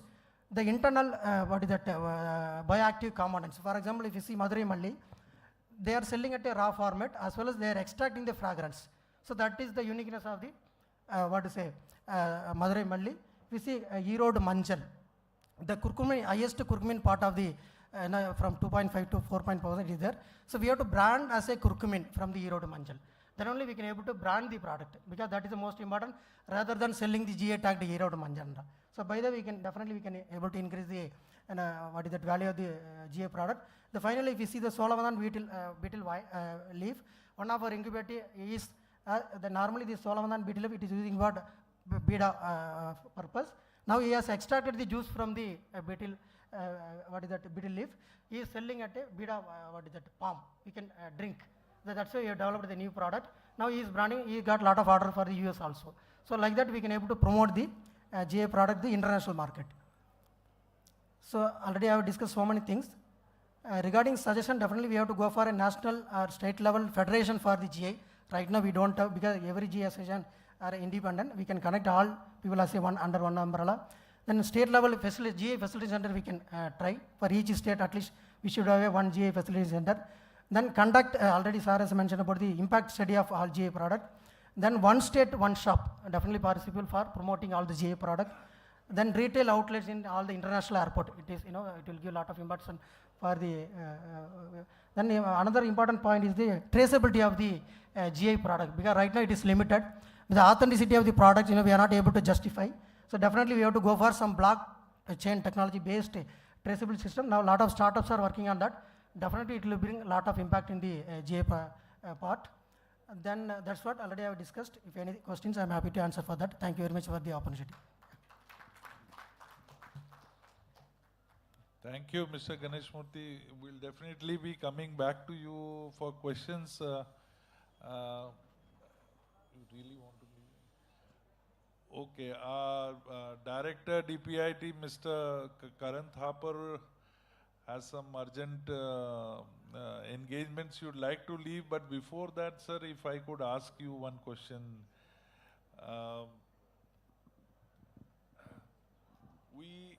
We have heard about you talking about the need for post-GI activities and all. I don't know how to put it. You have also told that, okay, it's a community-based asset, and the community should be the owner of that and the registered applicant. We have been hearing about that. But we find that in many of the states, the state government has been the main player. They have been like supporting the registration of GI. But beyond that, that post-GI activity, I am not saying that we or any other agency has been very successful in that, but then an attempt has been made in many places. But wherever, invariably we find that wherever the state government is the applicant, nothing much happens after the registration.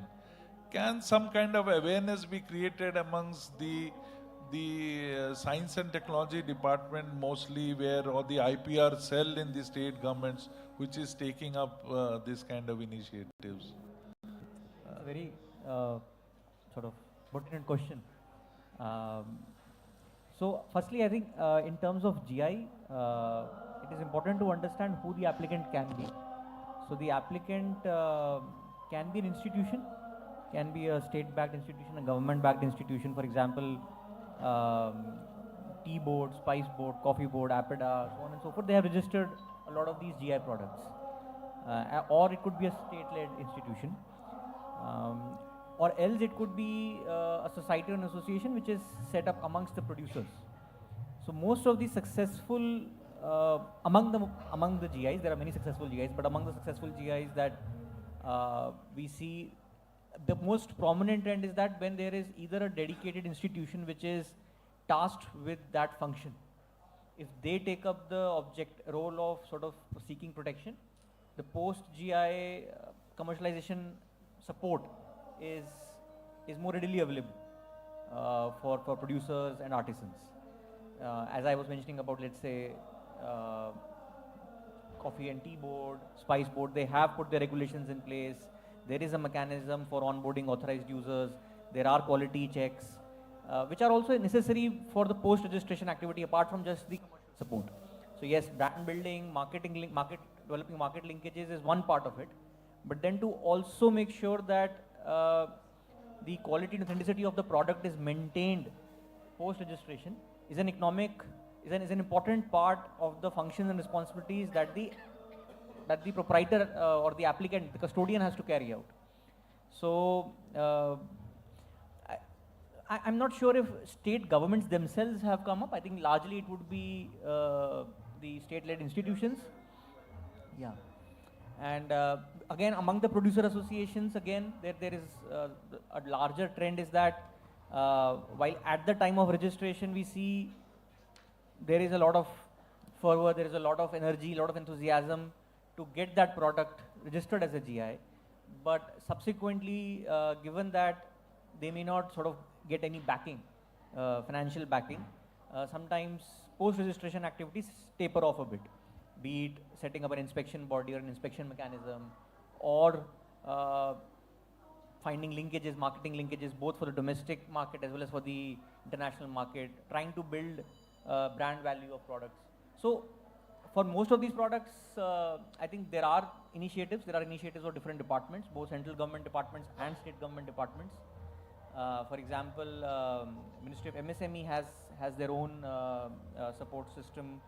Likewise, Ministry of Cooperatives have a strong support system. Animal Husbandry and Dairy Ministry also has its support system. And DPIIT is also considering coming up with a scheme. Right now, our scheme is limited to, as Dr. Rajani was saying, limited to carrying out these fairs, the international trade fairs, or for instance, last year we set up a massive sort of trade fair here at the in the previous international trade fair.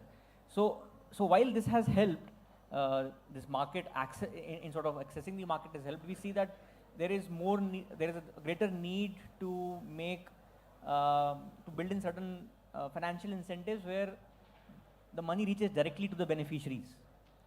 So there's a lot of discussions that are happening within the department as to finding a mechanism to sort of provide more grants to such institutions for these post-registration activities, and also maybe look at developing a reimbursement system whereby if they, for example, do certify their products, do get their products certified by a quality or an inspection body, they would be entitled for certain amount of grants or subsidies which the government will provide. Likewise, if they are exporting their products to the export market, we would assist them in the process, in the export process. Because I think one of the very points which Das also mentioned is the need for our products to get protected in the global markets. Why that is getting even more important is that as more and more products are becoming prominent, as more Indian products are becoming prominent, many of these products are now reaching the global markets and are getting protected as either trademarks or getting supplied by not Indian producers but by other countries. For example, in the UK market, you would find that there are many Indian products which are being supplied by other nationalities and our neighbors, for example. For example, Goan Fenny. Now, if you look at Goan Fenny, we found that in UK, Goan Fenny has been protected as a trademark by a Portuguese supplier. Kangra tea has been protected by a Chinese national. I mean, their list runs long. There are more than 25 products, Indian products, which are GI products, prominent GI products, getting protected internationally by people who see an opportunity. The thing is that they do see an opportunity. They see the possibility of demand. They see a market, and then they supply those products and get trademark protection. And this becomes difficult for us because subsequently, when we go and try and seek our protection, our application will receive a lot of opposition, given that it's a territorial right, which Professor Das mentioned. So this is getting even more and more concerning, because the GI as a concept actually is meant to ensure the exclusivity of the indication, the tag. So only producers or the actual artisans who are belonging to that region, belonging to that community, can use that geographical indication. Champagne is a perfect example. Only the French region where your champagne is grown can be called a champagne, else it's called sparkling wine. So it's about taking exclusivity of that name and then building that brand so that your benefits come back to the country and come back to the producers actually. I can go on this, but I think there are a few questions I can see. Thank you, sir. Thank you.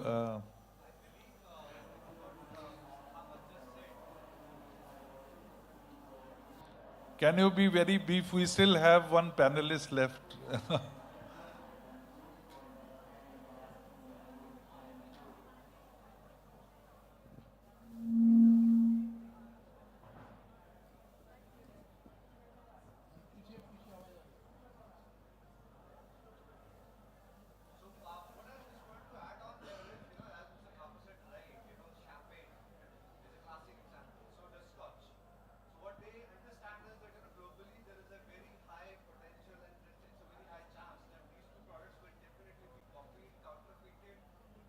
Because of the monetary value, because of the quality, and because of the global branding which they have earned over the years, again, adding to the cultural pride of it. So everything is interconnected, and similarly here we need, I think it is high time that, our GI policy, while we are doing the registration, we should actually look at which product has a global potential, and we should do a simultaneous activity in the possible counterfeiting countries like China, Europe, UK, specifically. Maybe, in my personal opinion, Canada is the fourth one, which will definitely get into this business. Absolutely. So this has to be done from the day one itself, because because even right now we can go back to the public IPR search. There are a lot of GI applications which are registered, but no authorized user. Zero authorized user. So I believe the list of people who are making the genuine art and craft and the potential global geographies should be done simultaneously to protect them further. Correct. Very correct. Thank you. Any further queries? Well, we thank Mr. Thapar to be here with us beyond what he had already promised to us. So before he leaves, you'd like to announce that. May I like to request our moderator to kindly give Mr. Thapar a memento.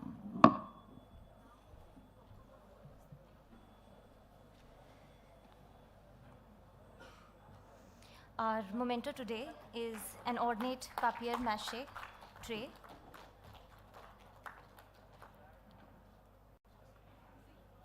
My apologies for not being able to stay longer. I was only understanding that Mr. Elegant is ready to go. I planned something for a foreign so my apologies. But thank you so much.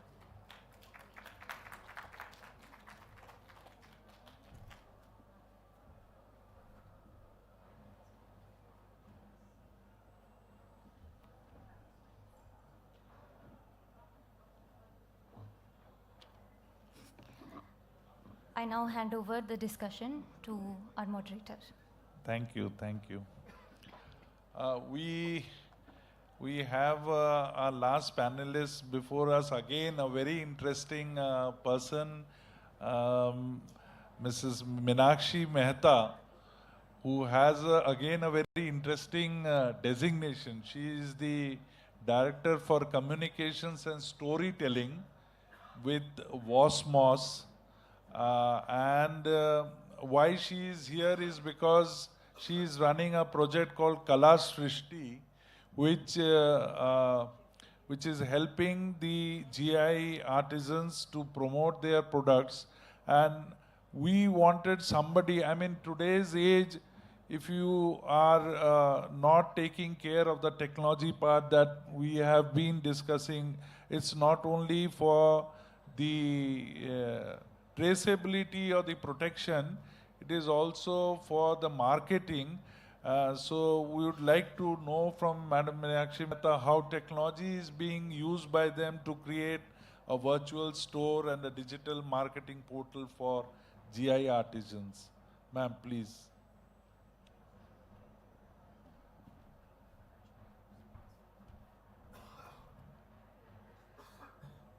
Good afternoon, everyone, and thank you so much. Thank you for this opportunity. I'm actually a little overwhelmed with the esteemed panelists sitting over here, and me sharing the stage with them is very overwhelming. I'm trying to do my best to introduce myself, and like Sir said, I head the storytelling and communication for my company called VOSMOS. I will start with a story. So about a year back, we were all sitting and browsing on Amazon. How many of you know Amazon? What was the last product you bought from Amazon, ma'am? Yes, you. What was the last thing you bought? A book. Published by? Sold by? No. Amazon has sellers. Who sold it? Who? Exactly. So we were browsing on Amazon, and we were looking for some handicrafts to give out as gifts, and Amazon is the fastest way to get the delivery to your house. We realized that there are products, but we were very doubtful of the authenticity. We were extremely doubtful of the seller, and we were wondering whether we were paying the right amount of money, though it is Amazon. That was the seed of Srishti. A team of us sitting in office said that there is so much of culture, and the artisan community of India has so much to offer, but do we know them? I wear a chicken curry suit from some shop that I bought. I don't even know the artisan who sold it, made it, sorry, niche karna hai? You can see I'm a novice at panels. So it was about trying to give the artisan an identity. That's how Srishti started. So we worked with three things. We worked with authenticity of product. We worked with giving not just the product a brand, but making the artisan a brand name. And thirdly, to provide the artisan with simplified technology, which is actually what he can do on his mobile phone, or it's so simple and it's so web-based. He doesn't need a laptop, he doesn't need very hi-fi internet speed. He can manage his entire sales on our platform. So that's how we started. We have currently got about 50 live stores, about 150 artisans that we have onboarded. The process is very simple. They tell us the product they want to sell. We do the photo shoot for them. We integrate it on our stores. Now again, the stores that we have designed. The store is an immersive experience, not just for you as a customer. It's a complete brand story of the artisan. So once you enter a store, I will say it is like a marketplace. It is an e-com platform, but when you enter our store, the first thing you hear is the story of that person who has made these products. Who is he? Where has he come from? How many people in his family are involved in this? Which generation artisan is he? You will actually hear that sound, that voice, telling you the story of the artisan even before you browse the product. When you are browsing the product, each product's story, history is also mentioned with the price and the quantity.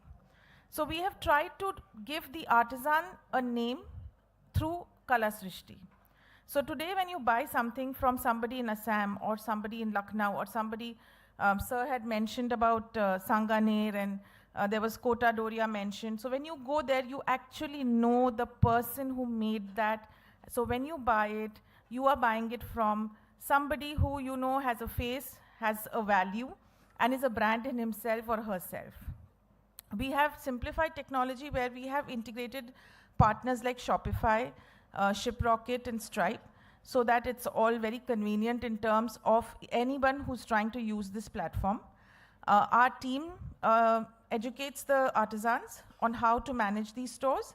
So the idea behind this is that we want these artisans to go global directly through this immersive platform and earn directly. So whatever they make goes directly to their bank account. So all the stores are integrated to the artisan's bank account. So that's how the Kala Srishti process works. What we are also doing, which is primarily what I do, is that on our page on social media, every month we feature all the artisans. We have at least about 30 social media posts that go out to create brands out of these artisans. If any of you all visit the VOSMOS page and see the Kala Srishti posts, we hardly mention who we are. We always talk about the product, the history, the cultural heritage of India, and the artisans behind this entire, what should I say, they're the custodians. Somebody mentioned, I think Prajapati sir mentioned, that you know, ये जो भी धरोहर है या ये कला है, जो अभी अगर हमने नहीं संभाला, तो we will be one of those countries that will say, yes, we used to have all this. So I think the platform that NABARD has given, all the people sitting here on stage, including myself, the effort here is to be able to hold and sustain and promote this cultural heritage of India through all the efforts that we're making. I know we're running really short of time, so I'm not going to take up too much. But thank you so much, Partho sir, for giving me a chance to come on stage and talk. Thank you.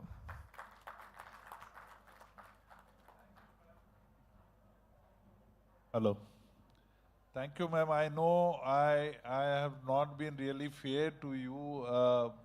You came as the last panelist and probably the clock is ticking away. You didn't get much time. But before we end, I would like to steal a little bit of time from some of the panelists here. First of all, Professor Abhijit Das, you I think the audience also missed out. He is basically an expert on international trade. His book on WTO and trade, international trade is going to be published very soon. So, sir, what do you think India should be doing to capture that potential and have a larger share in that international trade? Very briefly, if you could just tell us. Thank you, Shahaji. India has a very strong foundation on geographical indications, no doubt about it. That's thanks to the initiatives of and efforts of organizations like NABARD or enterprising persons like Dr. Rajani Kant, or what I've heard from Ms. Mehta. It's really a set of people who have come together, who are fueled with the passion. I think we need to have synergies with that, with these people, with respective arms of the government, central level, state level. But the focus really should be 2 or 3 things. Enhance awareness building domestically, get a few products which are commercially viable, registered as GIs abroad, and not only that, we need to put in place mechanisms for identifying infringement of GI rights in foreign territories. T-Board is doing it. It's a very costly exercise, but certainly as time goes by, central government, NABARD, maybe Textiles Committee as well, could consider putting in some money for doing that aspect, which is surveillance, monitoring, identifying infringement, helping defend the Indian GI producers in foreign courts. That is the way forward. And linked with that is what I mentioned. We really need to take our GIs at the international level. That really requires us to organize dedicated trade fairs in cities which has a huge diaspora. They will be the second level of our GI enablers. And here I have in mind cities like New York, Paris, maybe Berlin, even outside India. And finally, one short point over here, it's frequently forgotten that there are some GIs which go across borders of countries. Maybe we need to have some sort of a collaboration to see whether we can have joint registration of some such products. We tried it in Basmati, it didn't work, but we shouldn't feel a setback because of that. We have a potential of collaboration with, let's say, Nepal, with Bangladesh, with Myanmar, with Sri Lanka for joint GIs. That is the way forward to take our GIs to the international level. Thank you, Mr. Shah. Thank you, sir. There was a brief mention about how tourism can help in branding GI products, or GI products can also help in marketing. From Athina, a brief, say a minute or so on the tourism project that you have been associated with in Namsai, how GI has played a part. Thank you, sir. The year past, before 3 years, we were doing one tourism project with NABARD. That is my district, my project, where it's one of a unique kind of project from NABARD.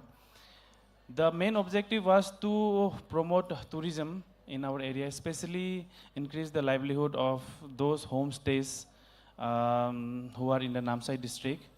Through tourism, how this GI product got its success is that, as I said earlier, when Namsai is one of the gateway of the tourism sector in the eastern Arunachal Pradesh, then whenever they visited those places, they stay in those homestays and they get the taste of this khautai. Because when we look at the khautai, it looks just like a normal rice. That's why it's sometimes very difficult to promote it when compared to other rice where its look is very appealing. Unless and until you have that rice, traditionally,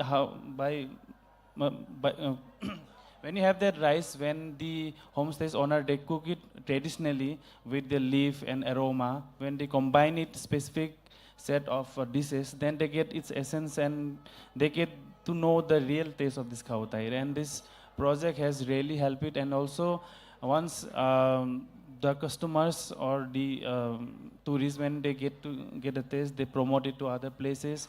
And when they visit back to the same place, they seek the khautai rice and also take it to their own place. I believe this will really help us to capture the market and also propagate this unique rice in other places of the country. Thank you. Thank you. Basically, it is not just the GI. When the tourists keep flowing, the economy of the place grows, and then the rural marts or the artisans or the farmers of that area, they also get a greater demand for their produce, and the whole economy grows as at large. So that is the power of tourism, and it can be actually used to promote every kind of brand. Coming to the end, GI products are obviously, they are linked to the geography, they are indigenous products, and they are supposed to be more climate resilient. Dr. Rajani Kant is known as the GI man of India, but probably many don't know that he holds a degree he's a graduate in agriculture science, did his post-graduation in soil science, and also did his PhD in soil chemistry before being professor with BHU for some years and then switching to social work. Sir, to end the session, can you tell us in brief about how GI products can help in promoting climate resilience in agriculture? पूरी दुनिया climate पे बात कर रही है और आखिरी में पार्थो शाही ने भी जीआई को क्लाइमेट के साथ में लिंक किया। जीआई वाकई में क्लाइमेट के ही साथ जुड़ा हुआ है। जब हम बात करते हैं ज्योग्राफिकल इंडिकेशन, जो हम शब्द बोलते हैं, ज्योग्राफिकल इंडिकेशन बोलते ही उसकी जो यूनिकनेस है वहाँ के मिट्टी से, पानी से, क्लाइमेट से, इन्वायरमेंट से, वहाँ की वायु से, पेड़ से, पौधे से, वो लिंक होती है। अगर वो लिंक नहीं होगी तो जीआई रजिस्ट्री उस एप्लीकेशन को रिजेक्ट कर देती है। जीआई रजिस्ट्री पूछती है कि इसमें यूनिक क्या है। और जब हम कहते हैं कि यह आपातानी टेक्सटाइल है अरुणाचल प्रदेश में 0 की, तो पूछता है यूनिक क्या है। वीविंग तो सारी जगह बैक स्टेप लूम पे हो रही है, इसमें नया क्या है। उस नए में क्लाइमेट के साथ जुड़ता है।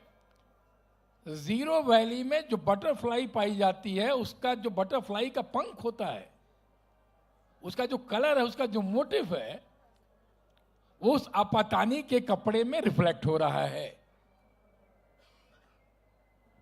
और आज से नहीं रिफ्लेक्ट हो रहा है, 500 साल 1000 साल उसके पहले से रिफ्लेक्ट हो रहा है। वो बटरफ्लाई वहीं पे है, आज भी वही कलर है, और आज भी आपातानी का मोटिव वही है। ये उसके साथ में सीधा लिंक है। जो दूसरा, जब हम अच्छा, ये सिर्फ एग्रीकल्चर प्रोडक्ट में नहीं, क्लाइमेट से रिलेटेड, जब वो बोलते हैं ऑर्गेनिक डाई यूज करते हैं, नेचुरल डाई यूज करते हैं, पत्तियों को यूज करते हैं। जैसे हमें याद है अच्छी तरह से कि जब हम मेघालय में गारो टेक्सटाइल को, गारो डॉक्यूमेंटा को जीआई करा रहे थे, भाषा नहीं मालूम है एक्सपर्ट लोगों को जो गारो लोग बोल रहे हैं, और एक्सपर्ट की भाषा गारो को नहीं मालूम है। लेकिन जीआई के लिए जब डिस्प्ले किया गया, प्रेजेंटेशन जब उसका हुआ, 400 साल पुराना फैब्रिक, 200 साल पुराना फैब्रिक, 100 साल पुराना फैब्रिक, 50 साल पुराना फैब्रिक, और 400 साल पहले किस लीफ से कलर बनाते थे, उस लीफ को लाके उन लोगों ने रखा वहां पे, और उसके बगल में उस कलर को रखा। ये क्लाइमेट के साथ में लिंकेज है जो पूरी दुनिया में नहीं है, आज की तारीख में बचा नहीं है। हम बार बार कहते हैं बचेगा तो बढ़ेगा, और बढ़ाने के लिए ढेर सारे पार्टनर्स को साथ में आना पड़ेगा, जिसमें आखिरी में बेचने के लिए वॉस्मॉस जैसी कंपनी को भी आना पड़ेगा, जो ईमानदारी से आर्टिजन्स के साथ में इन्वॉल्व होगी, प्रोड्यूसर के साथ इन्वॉल्व होगी, और आने वाले समय में कम से कम 5 साल तक ये प्रमोशन का काम करेगी। ये वनडे की एक्सरसाइज नहीं है, 5 साल तक आपको प्रमोशन का काम, जैसे नाबार्ड काम कर रहा है, ग्रांट बेस्ड काम कर रहा है, लोन मिलना, क्रेडिट मिलना, ये बात की कहानी है। पहले शब्द ही तो मालूम हो। हमें कहने में कोई संकोच नहीं है कि कितने जगह के डिस्ट्रिक्ट कलेक्टर आज भी ऐसे हैं जिनको जीआई के बारे में जानकारी नहीं है। डिस्ट्रिक्ट कलेक्टर एक हो गया, दूसरा भी पुलिस महकमे में चला, कोई जीआई के बारे में जानकारी नहीं है। ये जानकारी होना बहुत जरूरी है। उनके क्लाइमेट में यूनिकनेस क्या है, वही पाइनएप्पल है कि उसका, जो कि त्रिपुरा से जीआई हुआ, लेकिन पूरे नॉर्थ ईस्ट के हर ज्योग्राफिकल रीजन में अलग अलग पाइनएप्पल्स हैं, उनका टेस्ट अलग है, क्वालिटी अलग है, स्वाद अलग है, एरोमा अलग है, स्मेल अलग है।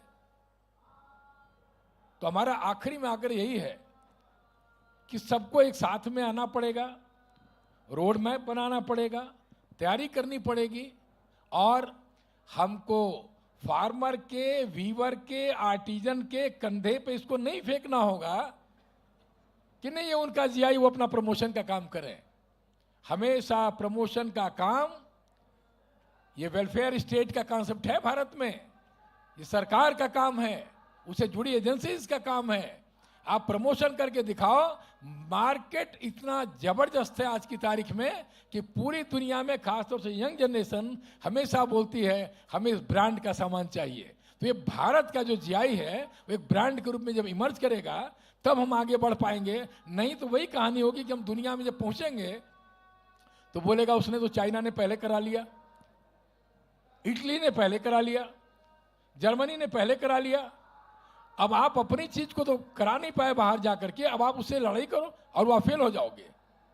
तो आपको भी पहले आना पड़ेगा। बासमती का एक एग्जाम्पल रहा है कि कैसे अमेरिका बासमती को लेके गया, और बाद में जब सरकार नींद से जगी तो सरकार को 7 करोड़ 60 लाख रुपीस खर्च करना पड़ा, 7 करोड़ 60 लाख, तब वापस बासमती। और वो भी इसलिए जीत गया क्योंकि बासमती की पूरी कहानी भारत के भूभाग से जुड़ी हुई थी, इसलिए अमेरिका हार गया और वो वापस आया आपका, और फिर तब यहाँ पे जीआई हुआ। तो ये बचाना बढ़ाना, उसके बाद फिर सारे लोग इन्वॉल्व उसमें होंगे, हमारा यही है। और वो सीधे सीधे क्लाइमेट से, इन्वायरमेंट से जुड़ा हुआ है, और अब तो टेक्नोलॉजी से जुड़ा हुआ है, क्योंकि किसके घर में किस गांव का कौन सा प्रोडक्ट जा रहा है, ये सिंपल सा क्यूआर कोड स्कैन करके बता देता है कौन सा प्रोडक्ट बना कहाँ का है, ये बता देता है। वो टेक्नोलॉजी तो किसान नहीं तैयार करेगा ना, आर्टिजन वीवर नहीं तैयार करेगा, उसके लिए तो आगे आना पड़ेगा। और हम नाबार्ड से भी आग्रह करते हैं कि आप अपने पोस्ट जीआई इंटरवेंशन में भारत के कुछ सेलेक्टेड जीआईज को आइडेंटिफाई कर लें जो लगभग ग्लोबल मार्केट में जा रहे हैं, और उनके लिए पायलट बेसिस पे कुछ क्यूआर कोड को डेवलप कराइए एक्सपर्ट लोगों को लेकर के। ट्रेसेबिलिटी की बात हो कि आपका सामान अगर वासमास के माध्यम से या किसी भी एजेंसी के माध्यम से दुनिया के किसी भी कोने में गया तो ये मालूम हो कि किसके घर में क्या चीजें पहुंच रही हैं और किस फार्मर का है, किस आर्टिजन का, किस वीवर का है। हमें लग रहा है कि तब सबसे बड़ी सफलता होगी, और हमें लग रहा है कि आज के इस आपके नेशनल लेवल के इस इवेंट की सार्थकता भी जो है वो बहुत बड़ी हो जाएगी। Thank you sir, thank you. Thank you, sir.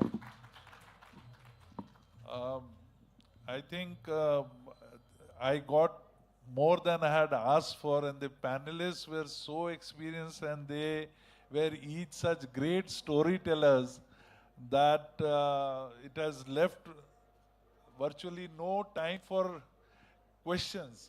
But if the crowd is ready, maybe we can take a few questions.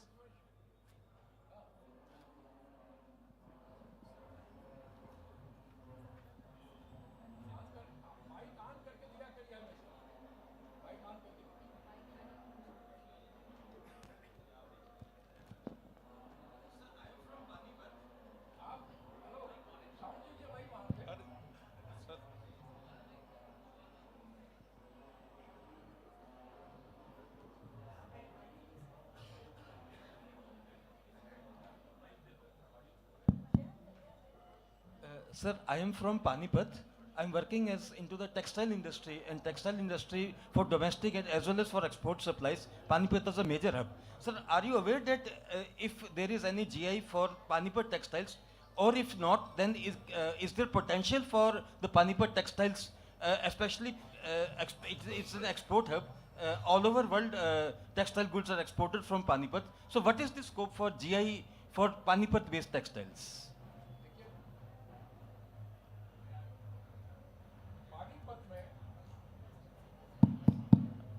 Panipat में 5 ऐसे प्रोडक्ट हैं जो आने वाले समय में जीआई हो सकते हैं।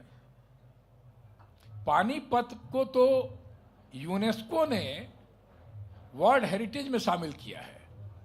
आपकी कारपेट, आपकी दरी, आपका खेस, 3 तो एकदम में प्रोमिनेंट प्रोडक्ट हैं जो इमीडिएट फाइल होंगे, मतलब इसमें कोई डाउट है ही नहीं किसी तरह का।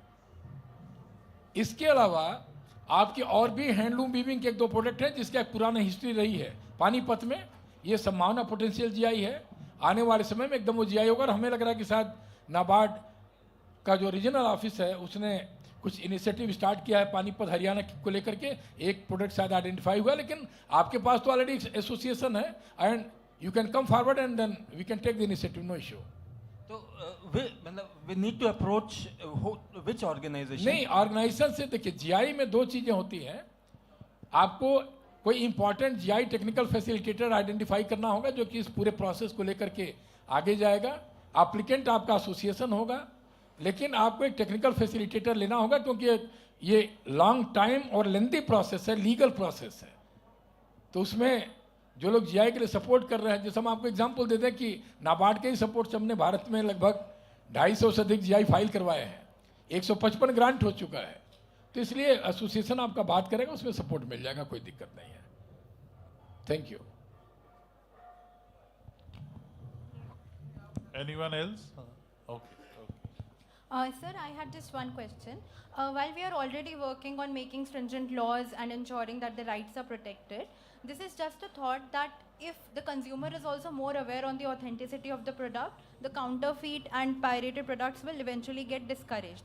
So, like Thapar sir also mentioned that there are promotions being done via MasterChef and Metro. What other steps can be taken to make our consumers more aware of what authentic products are and more aware about what actually the cultural pride is, so that they can identify what they are buying is authentic and they can actually contribute to that? Could I attempt to answer that question? Yeah, please. Thanks for that question. It's very important. We have a good model which originates from Chanderi saris. A trust has been formed called Chanderiya, where they do some very simple things. They, at one point in time, their cash memo used to mention that you are buying a GI product. They were also vigilant enough to identify from all over the country, are there producers who are incorrectly using the Chanderi label? And they took very stringent action against them. So that is at the level of the producers and right holders. But at the same time, what is important is what I mentioned, domestically we have to really make efforts at enhancing the awareness. And that will take time, that will cost money, but there is no running away from it. We have to do that. And there again, the role of NABARD really comes to the forefront.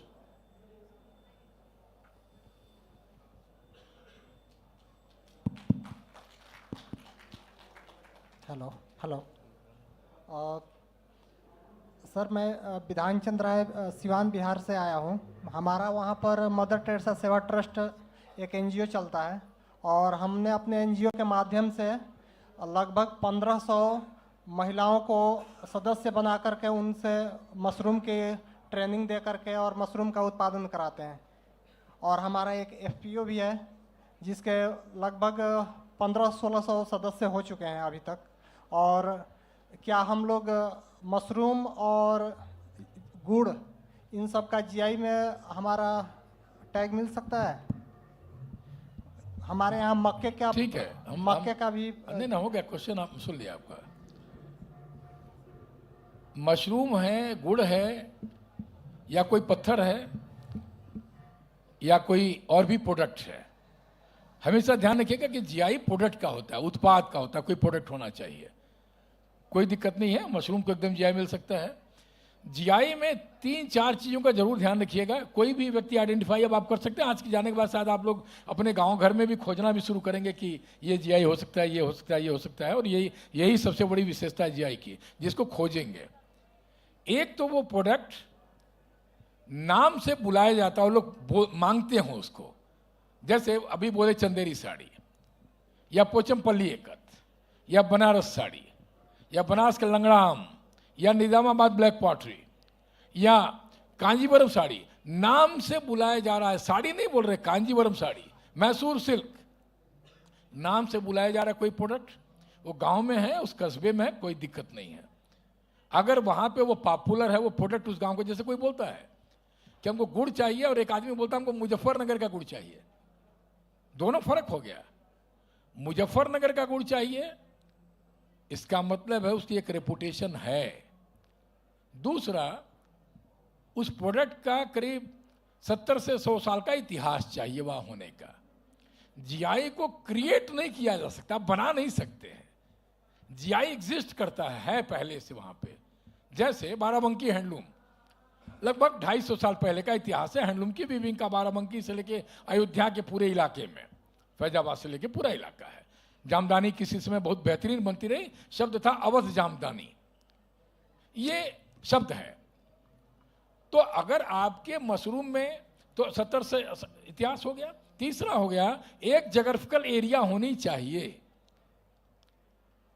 एक जिला है, 10 गांव है, 20 गांव है, एक block है, 5 district है, 10 डिस्ट्रिक्ट है, कोई दिक्कत नहीं है। एक एरिया, जैसे एग्जांपल दें, basmati rice 7 state joint GI है, ज्वाइंट, लेकिन बनारस नहीं है उसमें। 7 स्टेट में उत्तर प्रदेश है, उत्तर प्रदेश का पश्चिमी इलाका है जहां पे बासमती की खेती सैकड़ों साल से हो रही है। बनारस नहीं है, मिर्जापुर नहीं है, चंदौली नहीं है। ये एक जोग्राफिकल एरिया हो गया, एकदम देहरादून जम्मू से शुरू होकर के किनारे किनारे बॉर्डर का इलाका पंजाब तक चला गया। पूरा पंजाब है, पूरा हरियाणा है। ये जोग्राफिकल एरिया होनी चाहिए। दूसरा एग्जाम्पल दे रहे हैं, बनारस गुलाबी मीनाकारी सिर्फ एक जिला है, एक जिले में भी सिर्फ शहर है। बनारस के रूरल एरिया में गुलाबी मीनाकारी नहीं बनती है।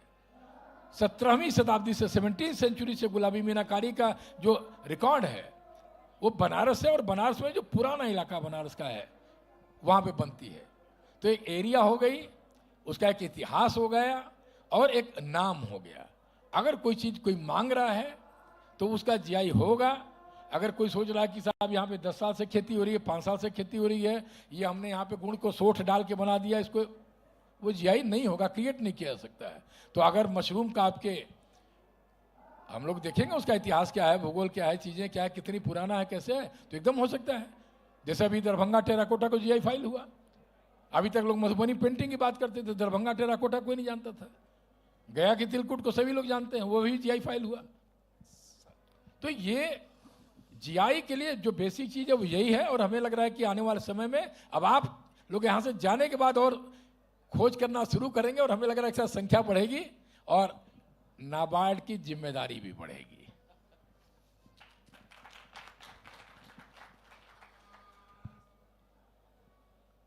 Just one request that this QR code is there for you. Please अपना feedback देते जाएं जाने से पहले. This is an excellent program, Partho. You have arranged, I think, excellent panelists. I would like to introduce Mr. Mohanaya, That's fine. One of our very distinguished and very popular ex-CGMs of NABARD. It's a pleasure to have you here, sir. Yeah, thank you, Partho. Though I came for the tomorrow's panel, I thought I would take advantage of it. Your last point, integrating climate resilient agriculture practices for GA program, and just Rajnikant साहब ने बोला, it has to have a history. So how do we identify that kind of climate resilient agriculture practices in the country, and how do we get that advantage of GI for those things? And what is the roadmap that NABARD can have about this? How do we create awareness about this agriculture practices, and how do we get the GI for that? Rajinikanth जी या पार्थो, आप बोले? आप बताएं, उसके बाद नाबार्ड का road map बताइए, फिर बाकी कुछ चीजें। नहीं, as far as NABARD is concerned, we have a framework for identifying. Sir, please, sir. So the focus is on natural farming, focus is on the sustainable agriculture, and a lot of encouragement is being given. But to get the advantage of GI, what needs to be done, how it has to be identified? That is my question. So as far as the identification of the potential GI products is concerned, we do have a framework, and if it satisfies all the various parameters, we take it as a potential GI product or a process, and then we consult facilitating agency or an expert for taking that forward. But coming to the question that you have, although I am not an agriculture expert, but then it has been seen that the indigenous varieties that are there, they are more resistant because we have been talking about the climate resilience in agriculture practices. So the indigenous varieties are more resilient to say the vagaries of nature, because they have existed and survived in spite of those vagaries of nature over the years. Yes, global farming is a factor which is more pronounced now. Maybe earlier it was not there to that extent, but any kind of pest attack, because that pests also are linked to that geography. So if they have survived, so they have developed that resilience also. The vagaries of nature, whether it is number of rainfall days or the quantity of rainfall, I mean, they are naturally resilient varieties. That is why their chances of being of being more climate resilient or surviving in future also are greater. Yeah, our friend from Arunachal Pradesh has mentioned about the rice there.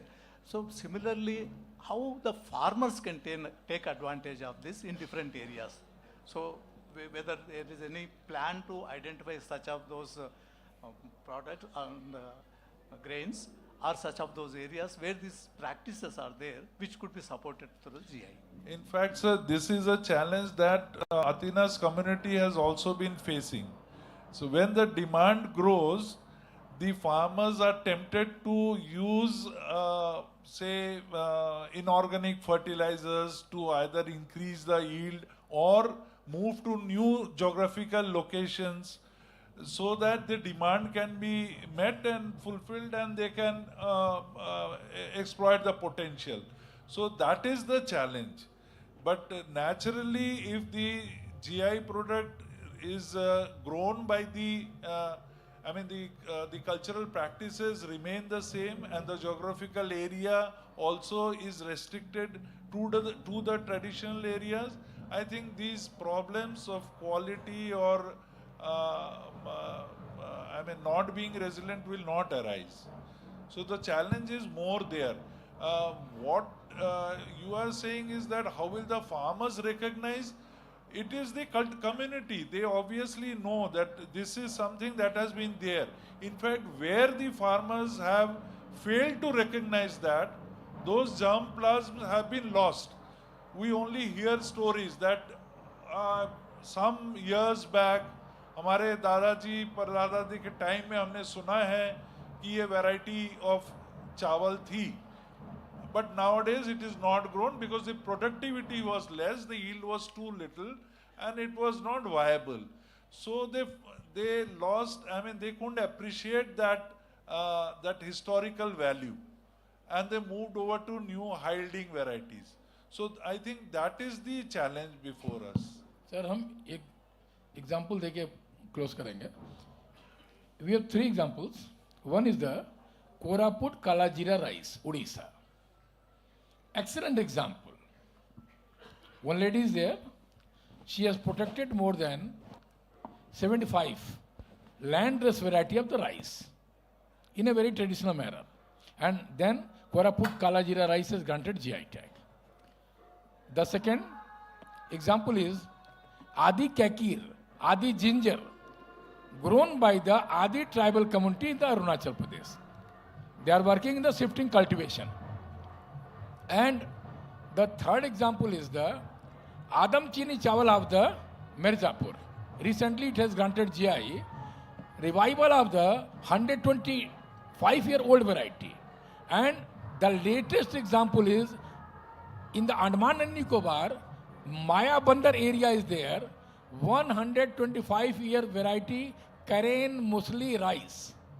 Karan is the name of the community who has come 125 years back from the Burma.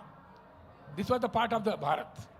So still they have protected, and 6 plant variety, 6 landdress variety has get the recognition by the ICAR, and they have received the 10 lakh rupees award from the Andaman and Nicobar after several efforts by the scientists of the ICAR. The community, Karan community was not ready to convert in a hybrid. And just before 2 months before, this rice has granted GI tag. So this is the will of the community also, and the support from the government side. If the government will not pressurize, and you will pay much more amount to the farmers, then the farmers will protect it. Otherwise, if you will not, every time you will talk about the basmati, more than 100 type of the fake basmati is available in the market, and people are purchasing the basmati as a completely the duplicate basmati, and we are forgetting about the landdress variety. So this is the manner. We can promote it. Thank you, sir.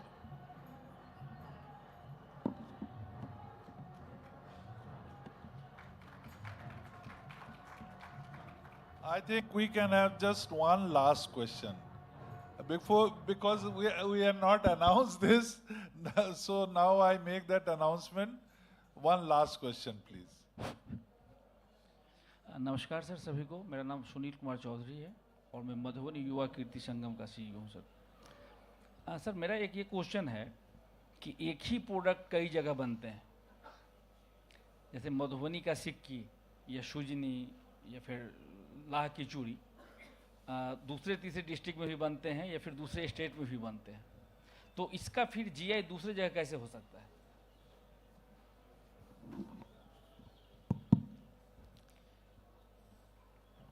उसका GI दूसरी जगह नहीं हो सकता है, इसीलिए आपको पहले GI अपने यहाँ करा लेना होगा। अगर आप नहीं कराएंगे तो दूसरा भी अगर हिस्ट्री सबमिट करता है, देखिए GI होने में दो चीज़ें हैं। हम आपको एग्जाम्पल दें, आपने चूंकि मधुबनी का, हम उसी की बात कर लेते हैं।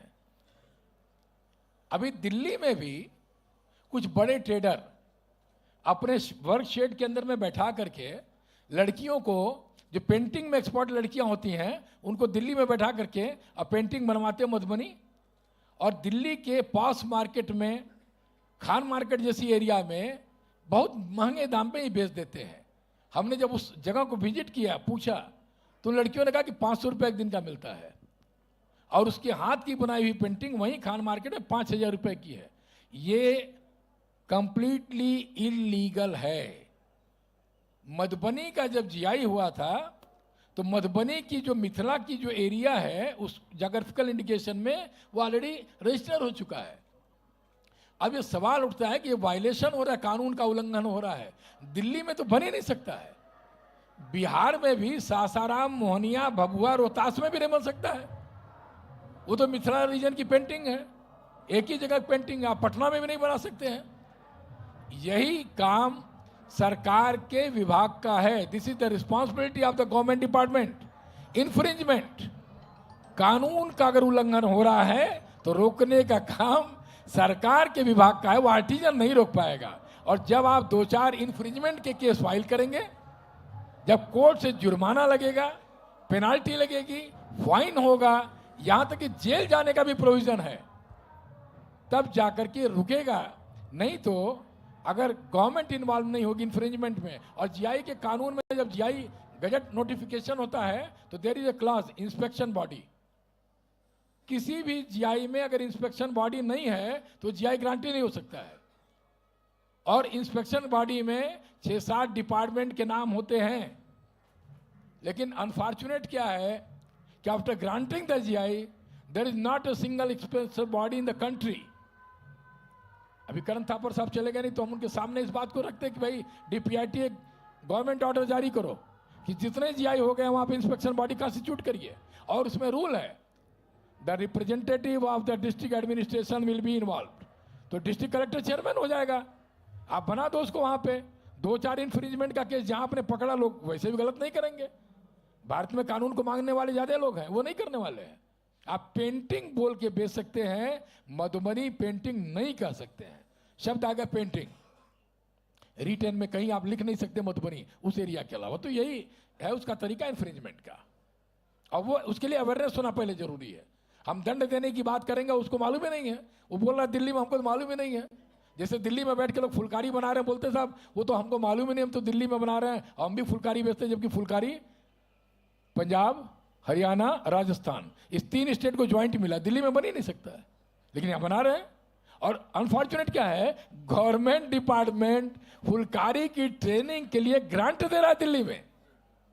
ये अनफॉर्चुनेट है, गवर्नमेंट डिपार्टमेंट की बात बोल रहे हैं, दिल्ली में फुलकारी की ट्रेनिंग के लिए ग्रांट दे रहा है। उसको पहले ही बोलना चाहिए भाई कि यहाँ तो रिप्रोड्यूस नहीं हो सकता है।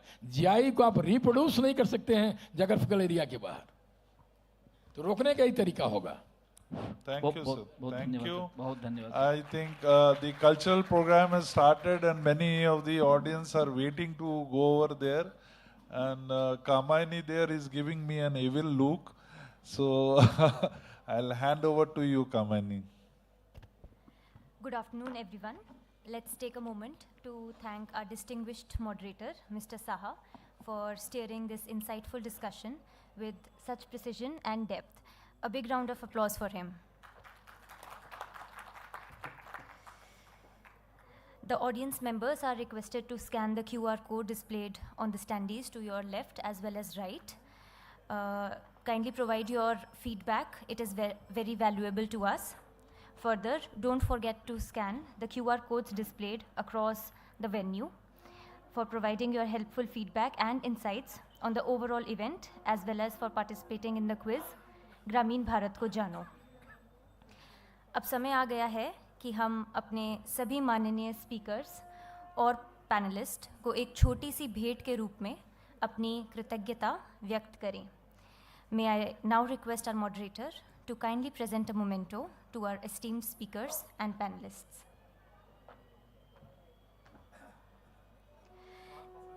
Yes, sir. Let's show our gratitude with a big round of applause for our panelists.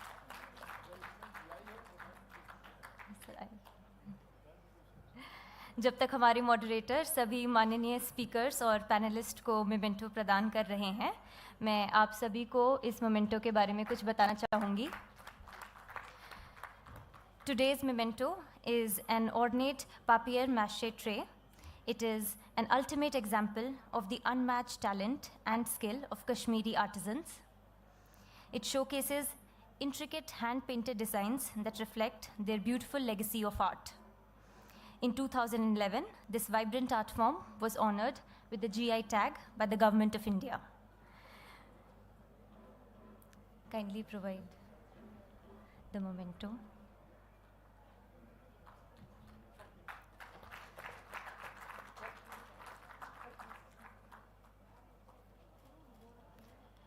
A big round of applause for all the eminent panelists on the stage.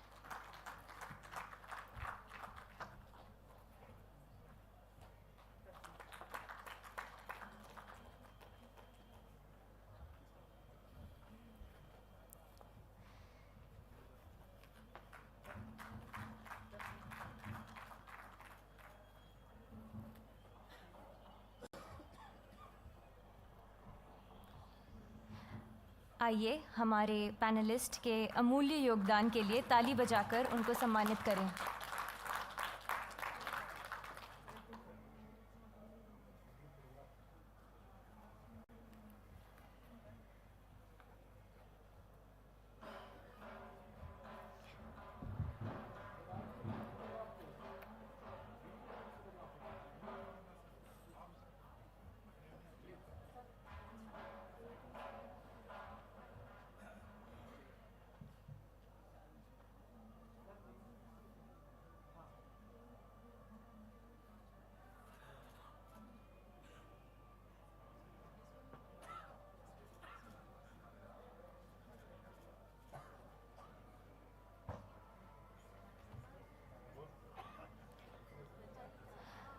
On behalf of NABARD, I would like to extend my deepest gratitude to our keynote speaker, lead speaker, moderator, and panelists for their invaluable insights.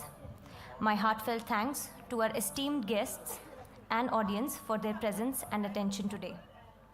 हम आशा करते हैं कि ये चर्चा हमारे GI उत्पादों को नई ऊंचाइयों तक ले जाने के लिए प्रेरणा और दिशा प्रदान करेगी. Thank you everyone and have a wonderful day ahead.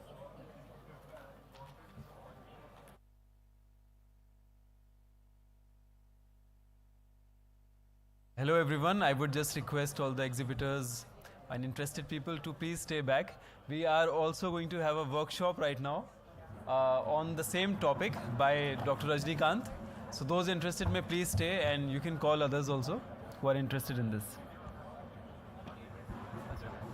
जो भी हमारे एग्जिबिटर हैं अभी इसी टॉपिक पे एक वर्कशॉप यहाँ होने वाली है डॉक्टर रजनीकांत के द्वारा, तो आप लोग सब कृपया यहाँ बैठे रहें और अपने बाकी अगर कोई आना चाहता है तो उन्हें भी बुला सकते हैं.